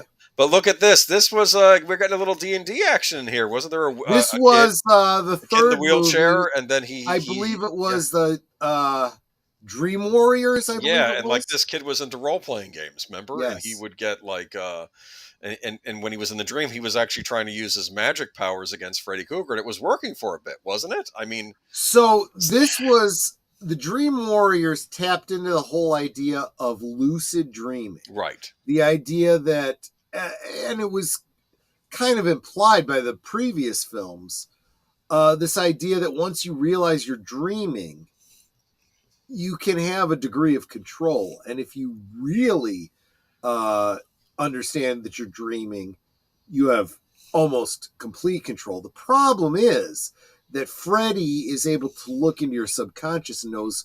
It's kind of like the whole poltergeist thing. It knows what scares you, right? He knows what your weakness is, and he uses it against you. It's a very How do you use chocolate against me? Well, that's my weakness. That's your weak. No. I don't mean weakness in that regard. I mean weakness in what you're afraid of. What your insecurities are, right? So, for example, there's the one girl who is struggling with addiction, and his for his razor blade fingers become they become needles, injection needles. That was what's her name? Yeah, I remember that. So he knows what scares you. He knows what your weakness is. Right. He uses it against you. It's a very Faustian, very, very Luciferian kind of thing. But deleted scene said he liked New Nightmare. To be fair, New Nightmare was one where Wes Craven came back to direct it. Honestly, I haven't even gotten there yet. I need to watch. I don't want to spoil it too much, but it takes place. It's about the making of a Nightmare on Elm Street movie, and then you find out, oh no, they're making these movies because Freddy Krueger actually is a demon, and they have it's very much breaking the fourth wall. He said I don't know if it's the fourth wall. Or, it borders on breaking the fifth wall. Yeah. How Scream was sort of like a horror movie where the audience is participating in what's going on. The New Nightmare is about the people who production people, how they're getting now involved in the movies. It was where you have Robert Englund playing himself. Yes. Yeah. So but that's I actually think that's a brilliant idea for a film. When you get that far into a franchise, it's totally worth it. I remember this scene where he's in the diner and he orders a pizza and he says, "Oh, you little meatball." And one of the teens, he's like, "No." And then you see him devouring the meatball. And I'm like, the guy's face, I'm like, oh, he's eating his soul. Literally eating souls. Yeah. That's exactly how it plays. Exactly right. I don't know. I mean, this is the thing. In the 80s, especially as we get toward the later 80s, horror movies started going from the realistic to the really paranormal out there stuff. Keep there in was mind, some weird stuff happening. You could get away with a whole lot more because horror films back in the 80s were rated R. Yep. Now they keep pushing everything into PG-13. They're better at the horror movies than they were now. They were getting R-rated again, but for a while it was in PG-13 horror movies. Yeah. Look, you need to show not tell is my thought on it, and there's some gross out things, but sometimes those are helpful to the story. If you're going to make it PG-13, suddenly you can't show certain things, you can't say certain words, and it becomes sanitized in a way that makes it very difficult. And I honestly believe that's why they go for the cheap out jump scares. And it's like, this is just weak sauce. Take us back to R-rated. If you're not old enough to get, the shit scared out of you, maybe you shouldn't be seeing these films. Did you know that when they were making The Conjuring, the first one, they were aiming for a PG-13, but they still got turned down and got an R because it was too scary. I thought that was interesting. Well, and therein lies part of the problem with The Conjuring, because look, some of the R-rated films seek the R rating, and they're like, I put violence and language in to make sure I get the R rating, and they end up sometimes a little bit better for it. If you're trying for a PG-13 and get an R rating, it's a weak ass R rating. Well, I don't know. I mean, I'll say this for the first Conjuring. If you think about it, I don't think anybody dies in the movie except for the dog. Well, the dog is found dead. That's it. That's the extent of it. That should be enough to give it an R rating. When he did Conjuring 2, he figured it's going to be R rated, so it's a bit more violent than the first one. If you saw it. So I know that most of the people in the chat already know this, but I'm going to cover this again real quick. The real reason that studios go for PG-13 over R is because they figured they can get more younger, the teens, 13 to 18-year-old, where I personally think commit to the R rating and get more 17 and over. The teens are going to sneak into the R-rated movie anyway. They always do. That's true. Some theaters do not enforce that. There's no obligation to enforce it. I stuck into one of those movies once. It was with 3 or 4 of my friends. Do you remember the movie? No, this was back when I was 14. I know it was the Blue Lagoon. No, I don't know. God, I love that movie. But it was like the box office was like, you can't come into this movie unless you have permission from your parent. So we walked down like 2 storefronts to a barbershop and asked the barbershop guy if he would write a note saying he was our dad and we had permission to go.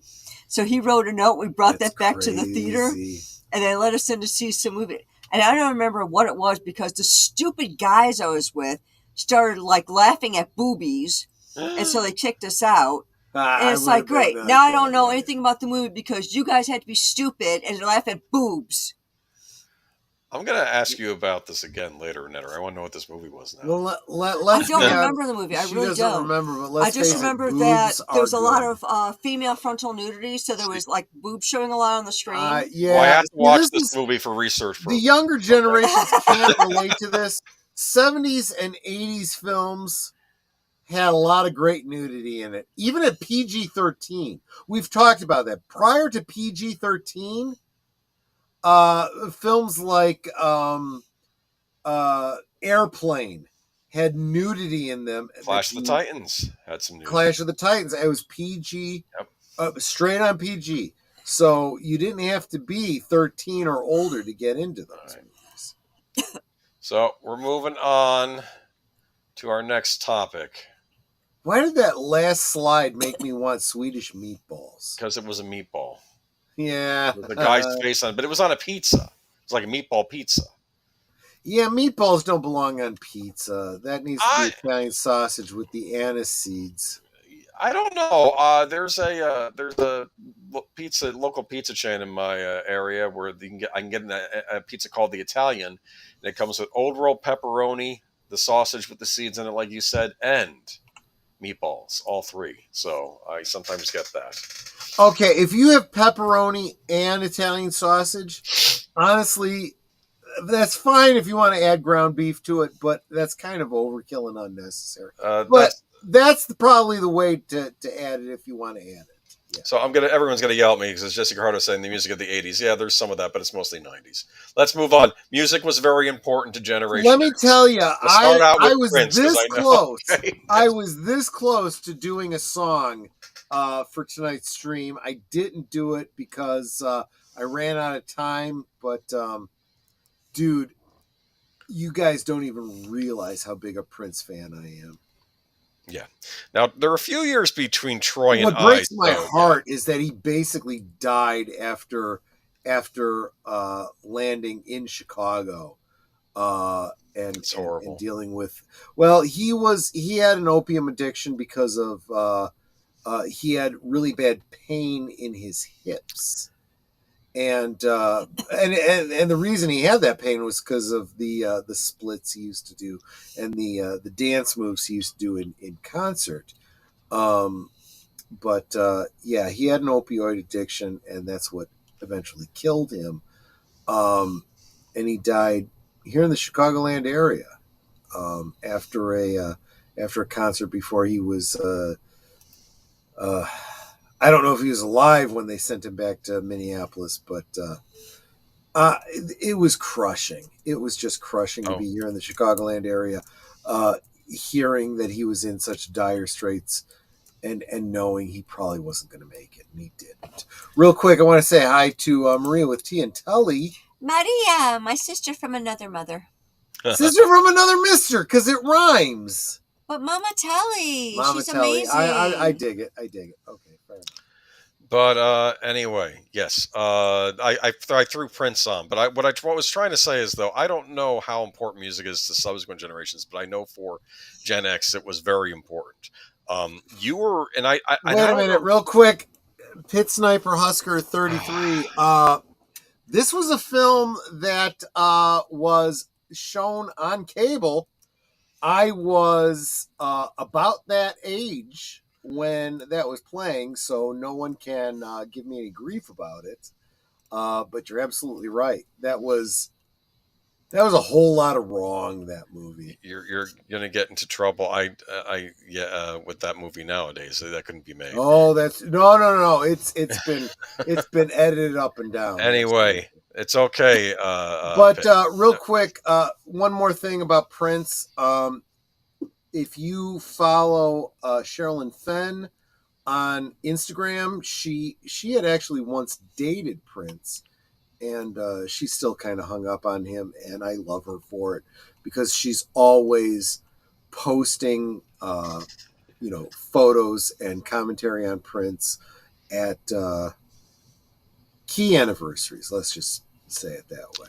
And I was a huge Prince fan. He between 1999, Purple Rain, Under the Cherry Moon, Graffiti Bridge, many of which I've done rewatches on my channel. This man was a musical genius.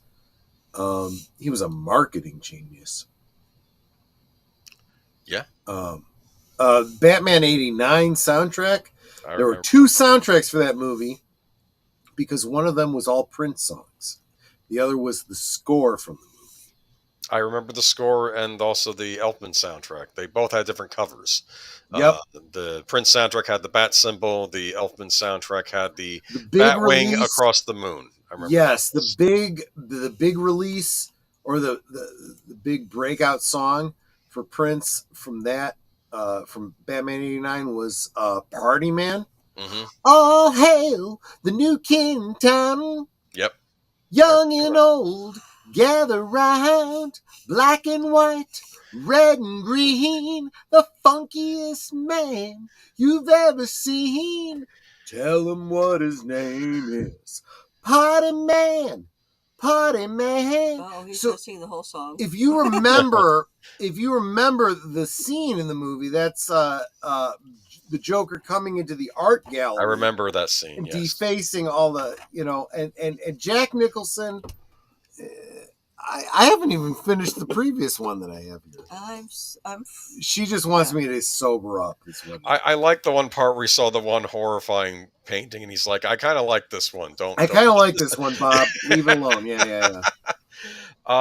Anyway, though, but what I'm trying to bring up is though that music was very important to Generation X. Not to mention the MTV VH1 music videos that kind of fell away. Who is this? Aerosmith? Is that who I have up here around? Yeah, I think so. I forgot. That's who it looks like. Yeah. Lots of. Steven Tyler, I think, yeah, because I kept forgetting a lot of big hair bands. Hair bands, yeah. Is this Poison? Who did I pick here? Or is this Motley Crue? I don't remember now. I had it on my head last time. Because keep in mind, too, you would get quizzed on the music and you would have to know. Like, if you came off as a poser, it's not like today where you'd have people defending you for being a poser. You'd get attacked. I also seem to recall, and I could be wrong on this, but at least with kids my age, I thought you kind of had to be into the current bands. Don't be into your parents' music. Be into the current stuff. Oh, see, this I was raised to go against the grain. I said, fuck all that shit. I wasn't into, well, I am more now, but back then I wasn't into the hair bands. I wasn't into the heavy metal. And I was very into my grandparents and my mother's era. So I was from the 40s on. The fact that the Dean Martin, Frank Sinatra thing is big on this channel, you can thank my grandfather. To be fair, though, I will say that Tony Bennett and Mel Torme became popular among Gen X, which was interesting. Remember when they Mel Torme became big, kind of was reintroduced because of Night Court. Yeah. But even Tony Bennett would show up on MTV and the kids were liking him. So I mean, that is true. You're absolutely right. And then of course, those that were into Deep Space Nine with oh crap.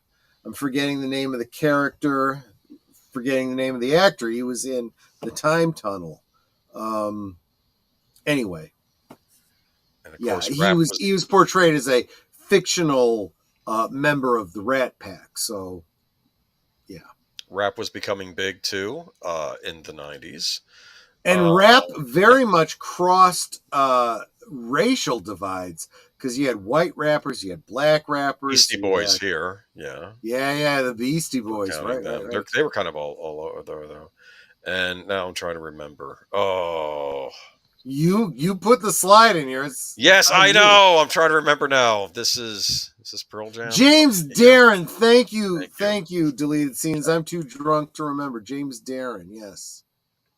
We did an in remembrance of him on Geeky Pearl Jam. Music. Yes, I thought so. I thought I was covering the basics. There's Nirvana with Kurt Cobain. See that? Yeah. Here's the thing, though. Even if you weren't like a music kid, you learned these bands through osmosis. It didn't matter because you still know. I remember being at a Weezer concert a few years back, and I could sing all the lyrics to the songs with the crowd. Yeah. Because even though I thought, well, I wasn't, I had a couple of their CDs, but I knew it all, and it was weird. It was like an osmosis thing. Sure. Of course, back then, these types of bands were known as alternative rock, which later I think the press would deride as grunge rock. Whatever. Here we go. I want to say this is Cypress Hill, right? Were you Beats listening me. to any of these? Okay. Anyway, well, you were. Yeah, you're this is a older little than me. after my time. I'm just so saying, yeah. music was a big You deal. are a little younger than I am. All right. And I believe that's Red Hot Chili Peppers, if memory serves. Yes. So here we go. I went to Lollapalooza in '92. That was the big concert for all the alternative bands. I believe that is L7 or Babes in Toyland. I had one of them up here. Sorry. And now I'm sounding like the poser. This is bad. Cypress Hill. Yes, the 90s. There were girl bands as well. Yes. Red Hot Peppers. Yeah, Red Hot Chili Peppers. Yes. And there's Weezer. Remember the Buddy Holly song? You remember the Buddy Holly song at least because of the Happy Days tie-in, right? Oh, I remember the video. Yes. They were at the cafe and everything. And of course, that's Curve. I have to put a British band in there because the British were doing a musical scene called shoegaze, which we also dubbed alternative back in the day. Then shoegaze was also another derogatory term for music, much like grunge was in the United States. Yeah. L7, yes. Okay, that's what I had up here. Sorry, these pictures are tiny too. That's why I'm not seeing them as well. But yeah, that was Lollapalooza. I was at there. There is a wonderful little documentary series on Lollapalooza that was on Paramount Plus, where your list is heavy on the '90s groups. I know it is because that's what I'm familiar with, whereas Troy was more familiar with the '80s groups. Yeah. I had. Oh, dude, I'm actually big on the '70s too. So I mean, well, I could have contributed some stuff to that. Well, I'm too. sorry. This was a surprise. No. It's fine. What? No, Rick Ashley or Billy Ocean? I'm sorry, dude. Together forever and ever. No, yeah. It's not. Okay. And of course, that's Mickey Barini of the band Lush, who is actually the daughter of one of the actresses who was in You Only Live Twice, a Bond movie. More on Bond on Sunday, but this is my favorite band of all time, Lush. And I saw them live at Lollapalooza in '92. That's awesome. I know you're not mad. It's fine. Like I said, I feel people forget about the '90s. They reminisce about the '80s, but the '90s was huge culturally as well. And kids were into music, a lot of bands, and luckily I did get to see Lollapalooza. And like I said, I am going to be seeing Billy Idol live. Of course, that's more of an '80s group and Joan Jett. But Billy Idol or Billy Irish? Billy Idol. That was the joke on Cobra Kai. Do you remember? He's doing the Uber I haven't driving. seen the last season. This is a few seasons ago. This is when he's having to get the job as a driver, right? Like an Uber driver or something. Oh yeah, I remember that one. And the teenage girls get in the back and said, "Hey, do you have any Billie Eilish?" And he says, "Hell yeah, I do." And then he sticks in a Billy Idol tape in his car. That's funny. But But moving on, I'm just saying that music was a big deal. It kind of defined you. In fact, I often people don't understand how big a role music plays in your life. Yes, and this is the problem. You can't share this with people because if you didn't grow up with this music, you don't make the associations. You don't get it. Exactly. Nephew has gotten into vinyl. He came home with Billy Joel the other day, and I didn't miss it. Okay, what does he say? Hold on. I came home with Billy Joel the other day, and I got to explain to him prop significance. pop significance. Okay, great. The Battle of the Billies, Joel versus Ocean, winner. Well, it fights makes for me the icon. wonder because honestly, Billy Joel spans almost 3 generations, right? Anyway, I yes. mean, but everything about Billy Joel I love, you know. Look, I was a kid. I didn't. To be fair, I didn't really start getting into music till later in life, like when I was in my later 20s, at least bands wise. But I was exposed to all this stuff, and granted, this was the time when I was busier playing. Here's the question: when you're singing "Red Red Wine," which version are you singing? Is that All of the Time? Is that song? Yeah. Red red wine Yes. goes to my head. Who was it that popularized that in the 80s? I don't recall. Because people don't remember that was a cover of a Neil Diamond song. Oh, really? Yes, it was. Oh, boy. So there's that rap. Red, red wine, you make me feel so fine. You keep me rocking all of the time. Well, Neil Diamond ended up working that into his live performances just because that's why the song was popular. You know? Yeah. And to hear Neil Diamond rapping, dude. Oh, dude. That's just, oh my God. That's as bad as William Shatner rapping. Yes, she's absolutely right. Yes. All right. So let's move on to. Yep. Oh, this was another. Yes, you're right. Absolutely. Thank you, on. Jesse. It was UB40. Actually, Okay. DJ Play Nice got it first. Yes. I had forgotten that. I'm a little fuzzy right now, guys, so We gotta speed through these. I gotta get up in the morning. Windows 95. You remember Windows 95? Yes, I remember. It sucked. What do you mean it sucked? This was a big deal when it came out. Remember, look at that. Yes, box. it took way too much fucking memory. Yeah, but get a bigger computer, dude.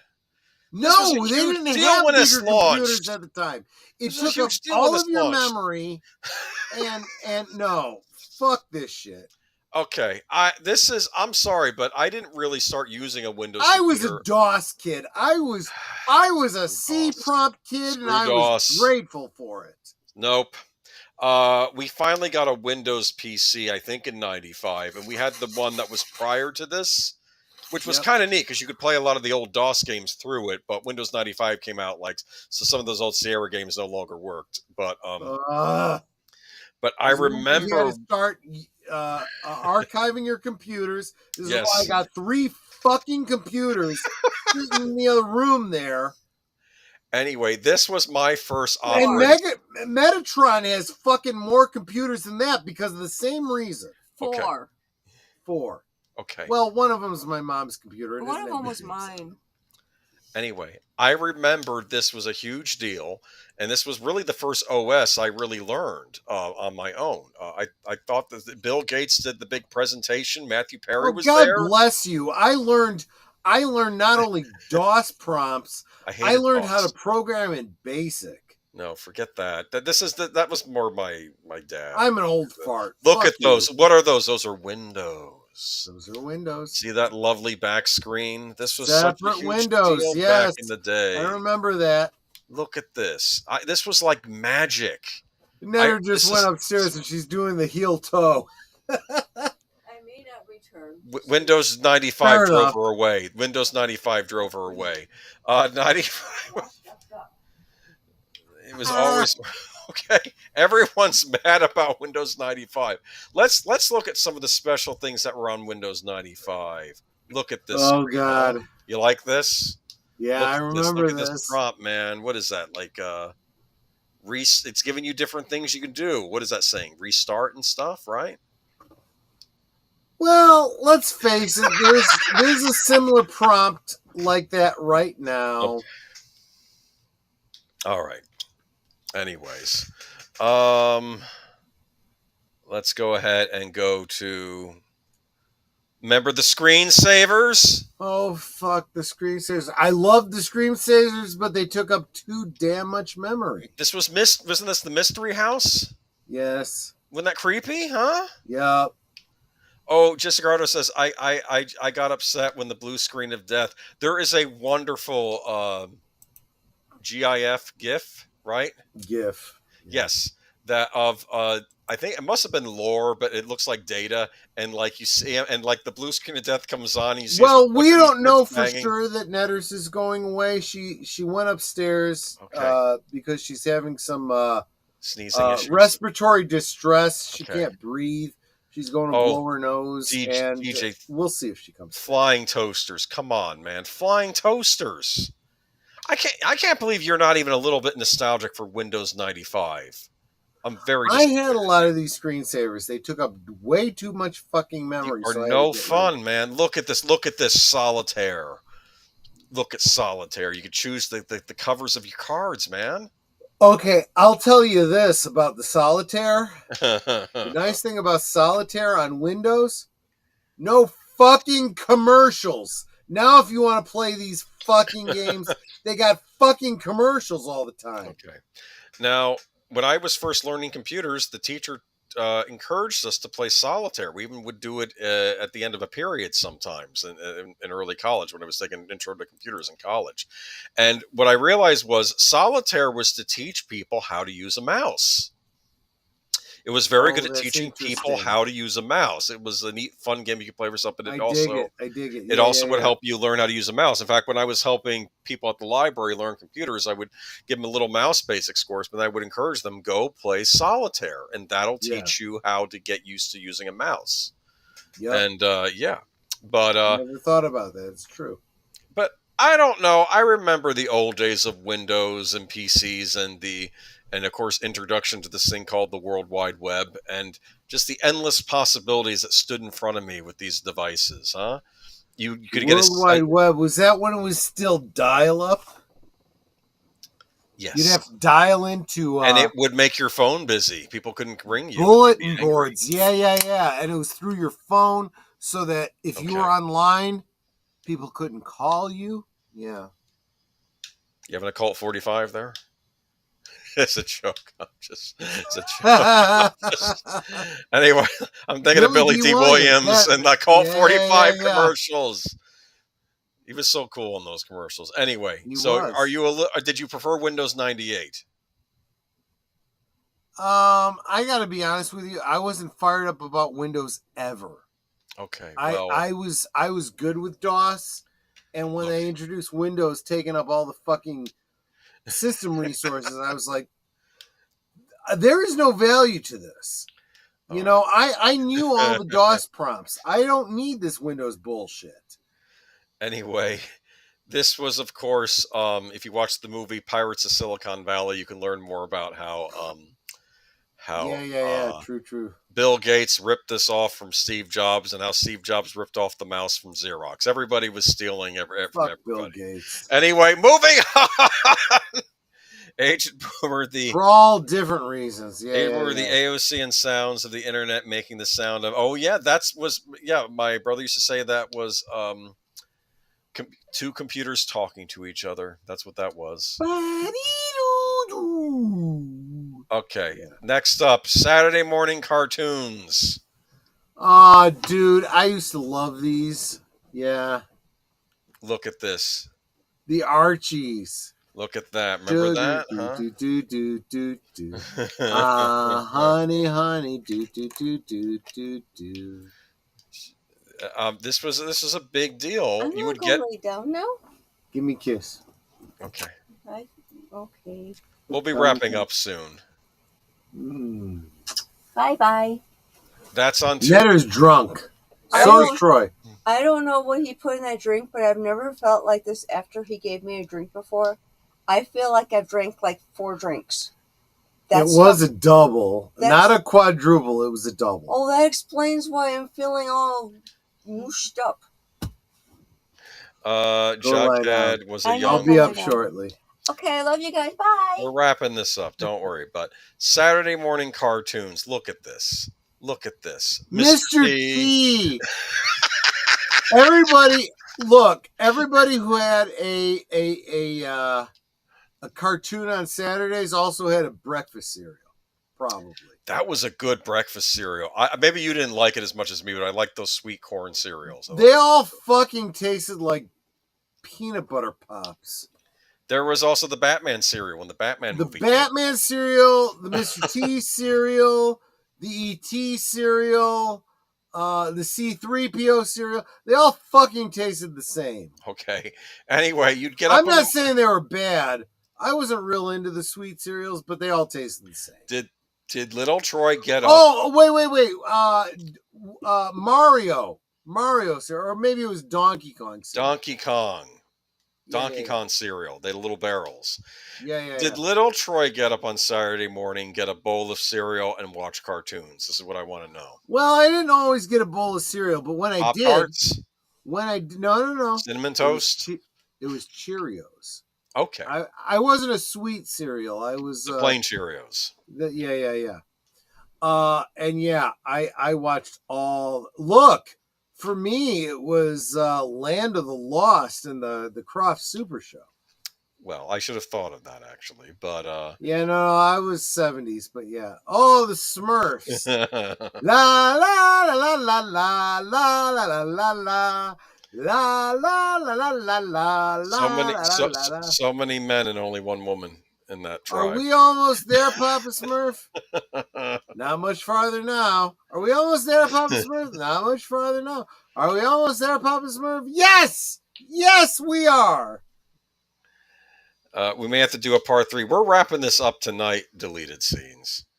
That's the plan, anyway. This. We'll continue. Well, maybe we'll do a whole Friday night. We're the Chipmunks. Alvin, Simon, Theodore. Do. Chipmunks. Never saw. I don't know what this is. Oh, I love the fact that you got the chip. What were they? Chipettes. The Chipettes. Yeah, the Chipettes. I bet the glasses grew up to be really hot. That's my thinking. Absolutely, she did. Okay. Anyway, moving on. I always wonder too. What were they all matched with their type? Would Simon get with yes, they were. Okay. Yeah. Okay. The Littles. I remember the Littles. I guess we are the Littles. Yes, I remember that one. What is a '90s cartoon? It was a '90s cartoon. This was more my brother's era, but I was aware of it. A '90s cartoon. I don't remember these being '90s cartoons because I think by the '90s I was watching Batman the Animated. Oh, Bobby. This is a '90s cartoon. I remember Bobby. Based on Howie Mandel. Was his name? Howie Mandel. Howie Mandel's comedy sketch. Yeah. My name is Bobby. Look, I don't normally go for cartoon character women, but I thought his mom was kind of hot on this show. Well, yes.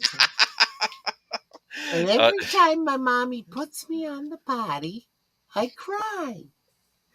And my mommy would say, Bobby, because that's my name. She'd say, Bobby, why do you cry every time I put you on the potty? And I'd say, Mommy, it's my potty and I'll cry if I want to. That's he's a funny, Howie Mandel's brilliant. And he voiced him on the cartoon, as I recall. Yes, he did. He absolutely freaking did. All right. But, and I guess that's it for anything left to say about Saturday morning cartoons. We'll get to our last bit in a minute. No, I mean, we could do a whole thing about... We may cover this again on a Friday night sometime. And... We'll cover this again on a Friday night sometime. Maybe we'll absolutely do. We'll do a top 10 list, maybe. That might be an idea. Sure. You can do a top 5. I'll do a top 5. I got a lot of play just because I could do Bobby. Okay. Oh, that's funny. Anyway, and of course, the last thing is what we like to call political correctness. That's where it started, right? This was supposed to be a bookend for the whole thing, starting out with the baby boomers, and I don't necessarily agree with the comments in this article, but I agree. I'm gonna read, if I can even read this, because I don't know how to make the screen big. Oh fuck! It's from Newsweek. I get it. Yeah. But but this is from Newsweek in the 90s. Police are inside of my head. Yeah. But this is Newsweek kind of criticizing this idea of political correctness. That maybe back when they did what they were supposed to do, yeah. Yes. So that's what it was. And hopefully I can read this quotes. This was from an article. I don't know if this is a Newsweek article, but Gene Siskel. Okay. There's a whole new world called political correctness that's going on. That is the death of the critic to participate in that. This is Yep. Gene Siskel. Yeah. You know, Siskel and Ebert. And I'm sure he was a guy that would consider himself a guy in the left back in the day. But this is him saying this. And I think the thing was that beyond whatever his political affiliation was, he was also a critic. Yeah. So he kind of relied on intellectual honesty. And yeah. No, go ahead. And what I find interesting was we had critics finally coming out and saying, look, I knew these movies were bad, but I didn't say anything about it because guys, I think they didn't like the haters online. I think it was the excuse they gave. And like, what are you talking about? But back in the day, the message was right, but that's why you didn't. Back in the day, they didn't give a fuck. They didn't care about the message. There was no internet. They didn't get the feedback from people. They said what was on their mind. Yeah. And left, right, center, wherever the fuck they were, they said what they thought. And if you didn't like it, fuck you. Because we're not even going to ever hear it. Yes. And let me see. And political correctness is the fascism of the 90s.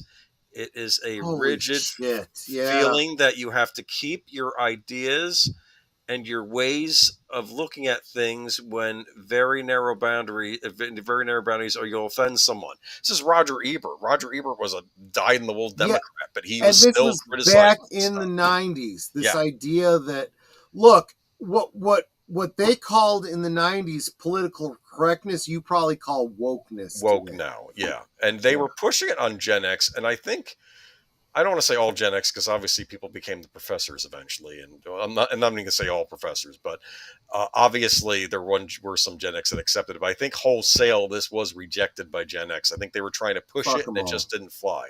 That or the war on terror interrupted the cause. That could have happened too. Yeah.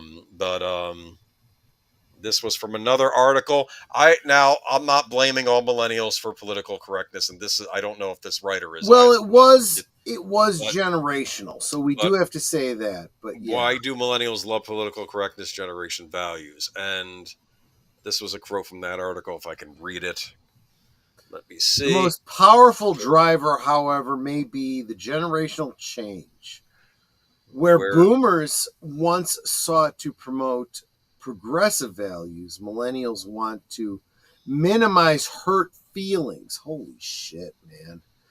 Where Gen Xers once touted resilience and grit, millennials tout tolerance and inclusiveness.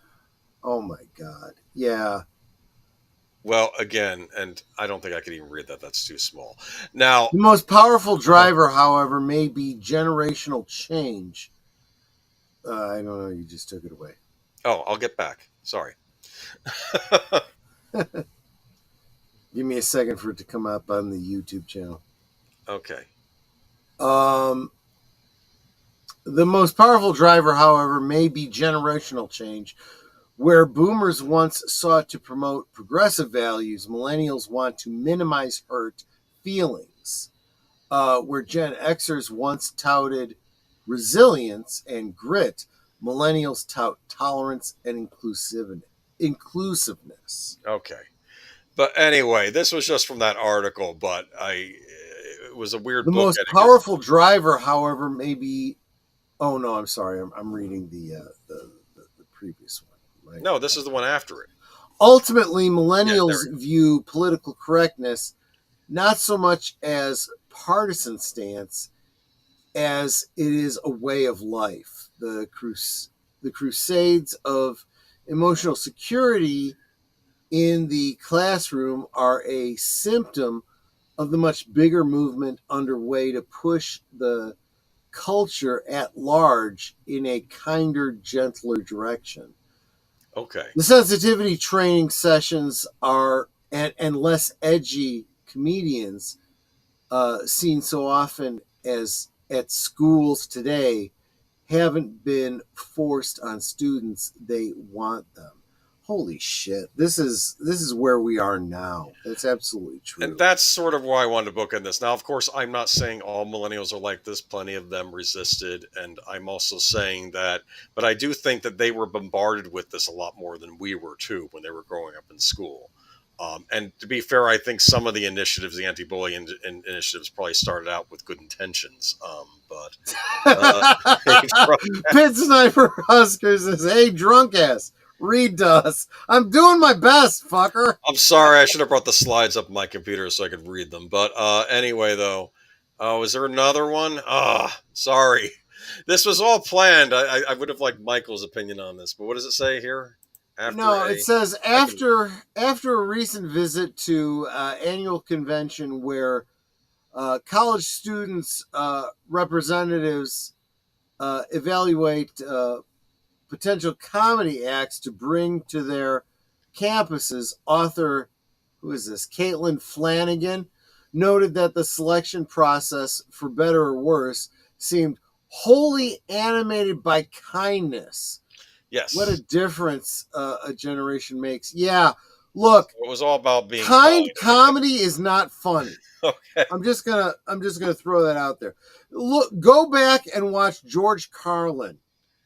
He didn't give a fuck how you felt, and he was funny as shit. But sorry, I almost lost my headphones there.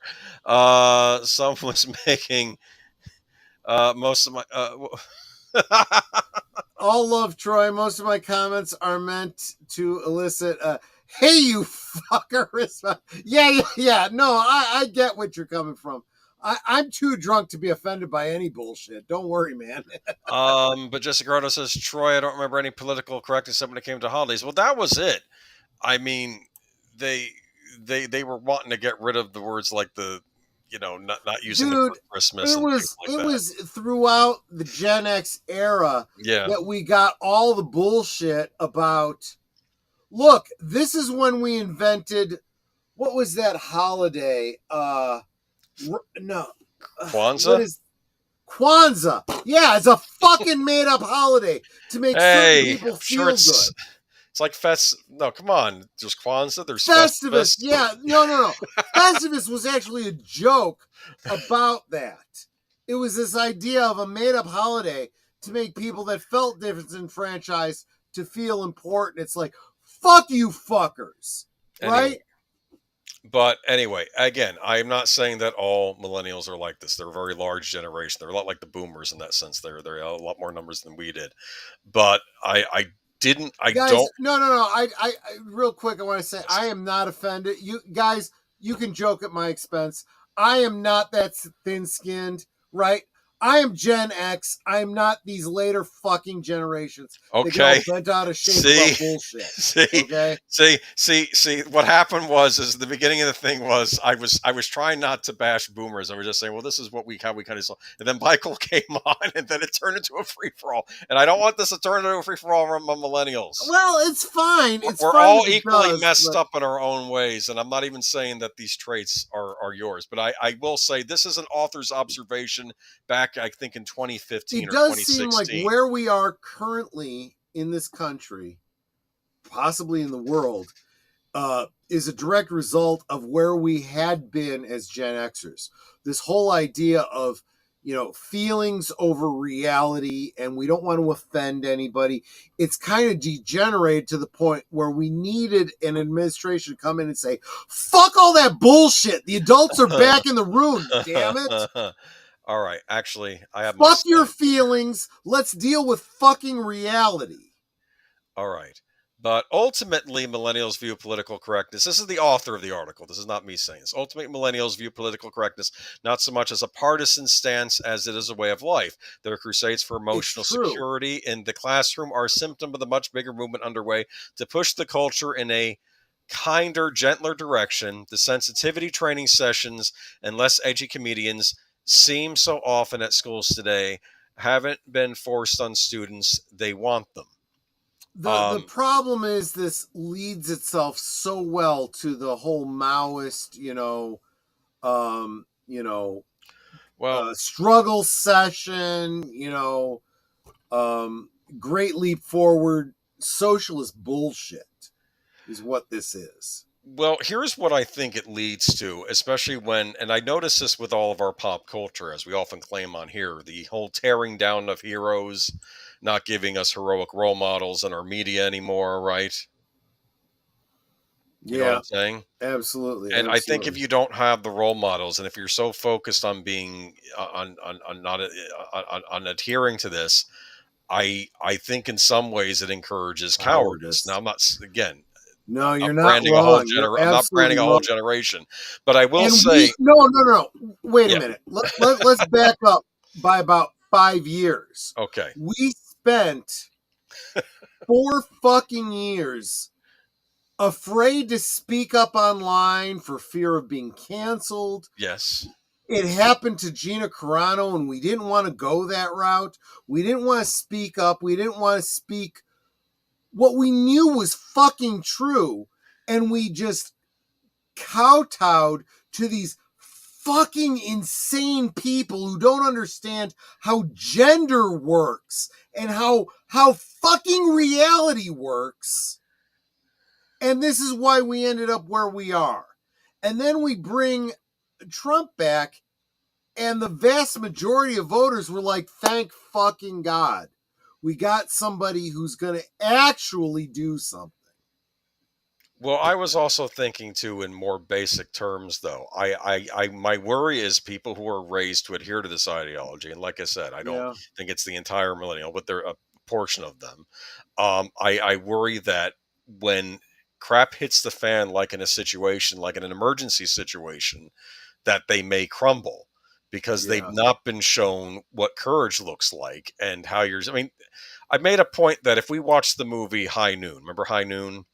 And Gary Cooper. Gary Cooper is not dumb. Like he's afraid of what might happen, but it's not. Courage is not about not being afraid. It's about being able to push through your fear to do the right thing, whether that might be saving someone in an emergency situation or at least not climbing on top of your fellow person to save yourself. Yeah. Okay. And that's basically where this boils down to. Outlaw Bare Bill minimum, says not putting others in harm's way during an emergency situation. Outlaw Bill references my thumbnail when he says we drank from water hoses. We didn't wear helmets riding our bikes. We rode in the back of pickup trucks with no worries. This is true. We have become an age of people that want to, we got to mask up and we got to take the shot, whether it works or not. We got to protect ourselves, wrap ourselves in fucking bubble wrap. Where those of us of Gen X were like, dude, what doesn't kill us makes us fucking stronger. Yeah. So again, I guess that's the point I put on all this, though. We did have political correctness, but it went away. Again, whether it was pushback from Gen X or whether it was because it just had to stop because we were focused on other things like fighting the war on terror and other things, I don't know. But it seemed to then take root, whereas I felt like at least with my generation, it was kind of considered a joke. And then suddenly I saw it taking root a generation later. Like it finally took root. And this is absolutely true. TimHayes says we really don't have to do jack shite at this point. He's absolutely right. He's absolutely right. Your feelings are your own fucking problem. They're not incumbent on me to deal with. So fuck y'all. Anyway, so that brings us out. Any last words on Gen X, though? Are you a proud Gen Xer? Are you? I really am. Okay. I am pleased and proud of who I am. And if you are offended by anything I say, fuck you. That's how I feel. But why are you going backwards through all the slides? I want pictures. Okay, whatever. Actually, I can't remove it. I would usually just remove it. Can we get back to the studio now, actually? Let's do that. We could. No, that takes us completely out. Then let's just leave it alone. Okay. No, we can go back to this. That's fine. That's fine. I'll just leave it on the. Oh, wait a minute. I gotta. Okay. There we go. There we go. That's what I wanted. Okay. Yes.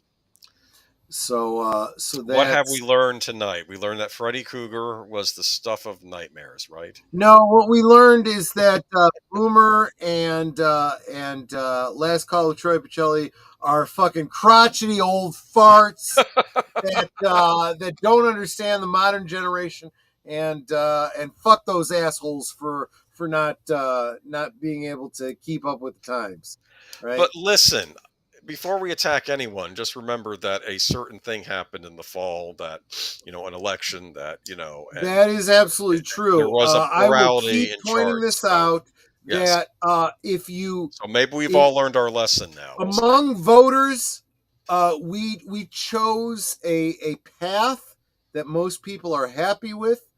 You can say that wasn't the majority of Americans, but those that didn't vote can go fuck themselves. They gave up the opportunity to have their opinion, so fuck those assholes. Okay, I'm talking about the people that actually voted. right. Anyway, we're not Germany, where they will attack you for Oh, calling a geez, those politician a fuckers. name. I'm sorry. They have not advanced since World War II. They're still living under the goose step, for crying out loud. It's a little terrifying over there right now. It's weird. I was reading up on, I guess, because I was trying to think, when did my German ancestors came over, and they were the ones, I guess, that were fleeing Germany in the 1850s. And it was interesting because apparently that was when Germany wasn't united, and I think Did I say something that offended? Who? I don't know, man. I'm sure we offended everybody tonight, but just remember. Well, I'll tell you what. If you are Gen X, you're a bunch of slackers. You may be offended and you don't care. You're like, whatever, fuck you. Remember they used to call us slackers? I'll be back next week. Remember they used to call us slackers? Slacker. You slacker. Don't make me break my foot off in your ass. Okay, anyway, so I think this Well, they used to. I don't know about now. They don't have the energy to build fuck all anymore. Because they got rid of coal and oil and all that bullshit. So they did give the world the bratwurst. Of course, you can get those in the States now, so never mind. Well, anyway, that's true. I do love a good stadium brat. Anyway, so moving on, though, what do we have going on this week? Well, tomorrow night, I would encourage everyone to tune into coming attractions over on Deleted Scenes to know all the stuff he's got coming up this weekend, which is a lot. Okay. So let's focus on tomorrow night on Big Al Presents Films with Friends. I believe it's Silent Running. I think I got the film. The one about the plants in space and Bruce Stern. I remember that. Yeah. So that's 9 Central, 10 Eastern over on Big Al's channel. Yeah. Join us, me and Big Al and Netter, watching. For me, it's the first time. I've never seen this movie. So. Oh, I don't want to say anything else about it then. I'm sorry. I didn't realize you haven't seen it. It's I no, saw that. It had something to do with plants on spaceships. That was an early Showtime movie that I saw as a kid. I'm not going to say anything more about it. Okay, I didn't have Showtime early on. I had HBO. I know. Yeah. Anyway, so that brings us to Sunday, where I'm sure there'll be a new unscripted from Deleted Scenes. Right. Again, check out his coming attractions from last night. He'll tell you everything he's got coming up. But we got Geeky Geezers. Geeky Geezers, where together yet for. Where it's actually a big British event, because we're talking about kind of the final downfall of the two big British pop culture heroes, Doctor Who and James Bond. So they've both been in the news this week. Fuck it, they're over. It's actually very depressing. Yeah. Go back and watch the old Doctor Who episodes. That's what you can do for now. And as much as I loved Capaldi, let's just pretend that Doctor Who ended with Matt Smith. He didn't get another set of reincarnations, and that's it. He's done. Maybe I'll pretend it ended with McCoy, but we'll see. Anyway, I'm sorry. Well, okay. Going back, there were parts of New Who I liked, but I I think just the way it ended. Maybe we need to do a Doctor Who discussion one night. I'm very happy. Maybe we'll do. I could always do a Doctor Who Third Doctor discussion. Maybe I could do that instead. Really? Okay, that would be fun. Yeah. Well, no, because I'm watching the Third Doctor right now, and I really like Katie Manning, Joe Grant character. Oh yeah, My favorite Me companion. too. She's like too. She's like perfect. But Yeah, I know a lot of people like Sarah Jane Smith. She came after, and she's great. I liked her too. She okay. I there were things I hated about her, there were things I loved about her, and She was a good, great companion. On. She's very iconic, but I do like Joe Grant the best. Yes. Who I think did finally guest star in Sarah Jane Adventure. She showed up on there. Yeah, and then she, they touched on her later on. I think they made her gay or some bullshit like that. Just forget all this later Doctor Who bullshit. She had a husband. It's non-continuity. Well, that doesn't matter. She fell in love with a handsome young scientist who reminded her somewhat of the Doctor, but he was a handsome young man. And she decided to go off with him. Yes. Anyway, what was I going to say? And then we'll talk about, unfortunately, the shenanigans going on with James Bond and Doctor Who this week. I think Doctor Who is not long for this world. And James Bond, well, the horror has just begun. Anyway. Yeah. Then, of course, on Monday night, you're going to do a movie, right? So Monday night, I'm thinking about doing Source Code. I've got the DVD right here. I just recently got it. And yeah, I think I might do Source Code. Okay. And then... But again, remember, folks, if there's a movie you really would like to see on Monday night at the movies, shoot me a note. I'm open to suggestions, Well, I want to do Nightmares at some point with you. That's going to have to be what film? Nightmares. Maybe when my semester is over, we'll have to do Nightmares. I don't even know what that is. Yeah, let's talk about that. It's an anthology horror movie. Emilio Estevez is in it. So is Lance Henriksen. It's a. I'd be surprised then if I hadn't seen it, but yeah, like 4 or 5 separate horror tales, and cool. Yeah, it's good. I think you'll get a kick out of it. Anyway, what else? There's also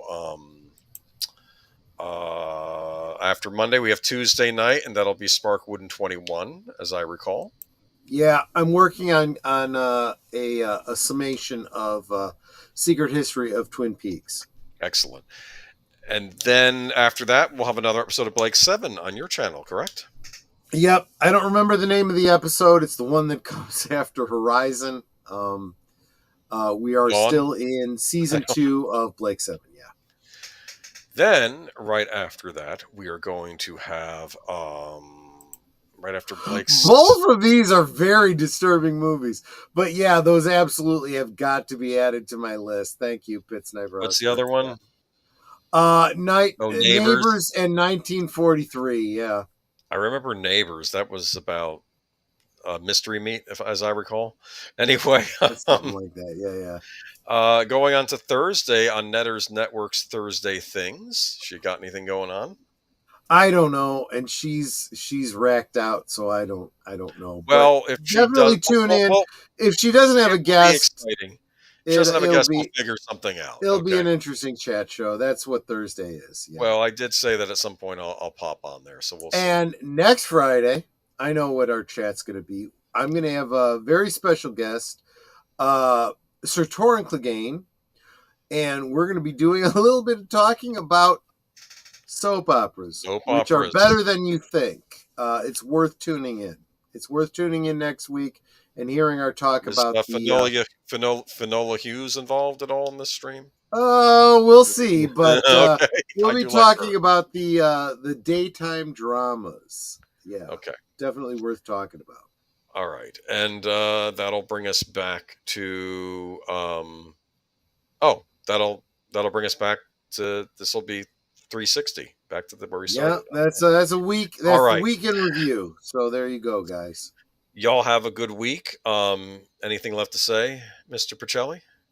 Nope, I'm drunk as a skunk. So you gotta roll the credits. I have had a lot of fun, and I super appreciate every single one of you.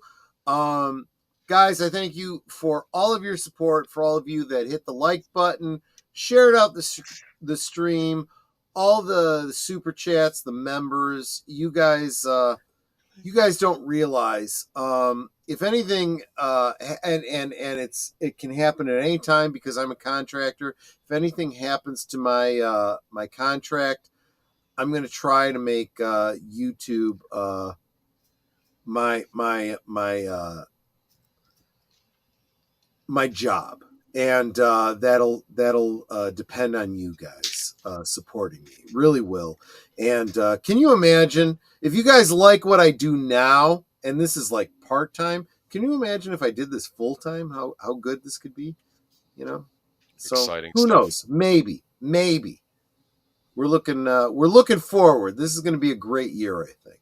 So there you go. All right. Any last thoughts from you, Boomer? Nothing. I guess it's great hanging with you guys, and we'll have an exciting stream next week. You want to roll the credits, though, right? I don't think I know how to do that. I do. Let me go ahead and do that. Guys, you take care, and you know what I'll just do is I'll take us out, and see you on the next one. Take care. How do I do this? There we go.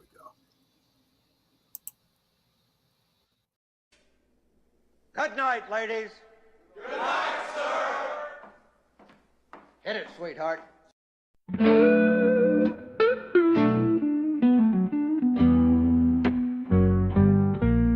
The neon lights are fading, closing time is near.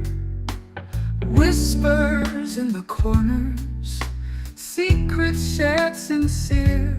The bartender's polishing the final glass.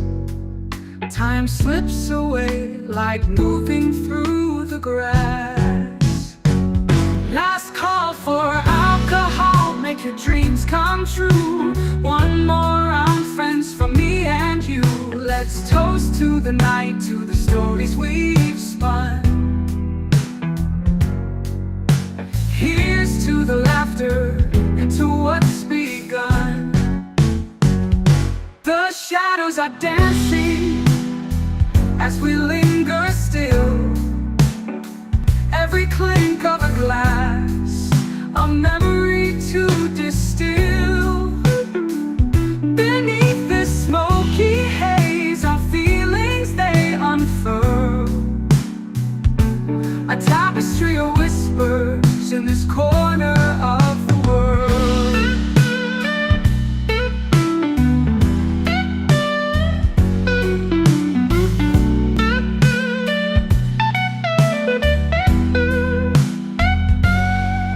The jukebox serenades us with a final tune, crooning to the lonely and the lovers under the moon. With every soft note, the end draws ever near. But in this fleeting moment, there's nothing to fear. Last call for alcohol, make your dreams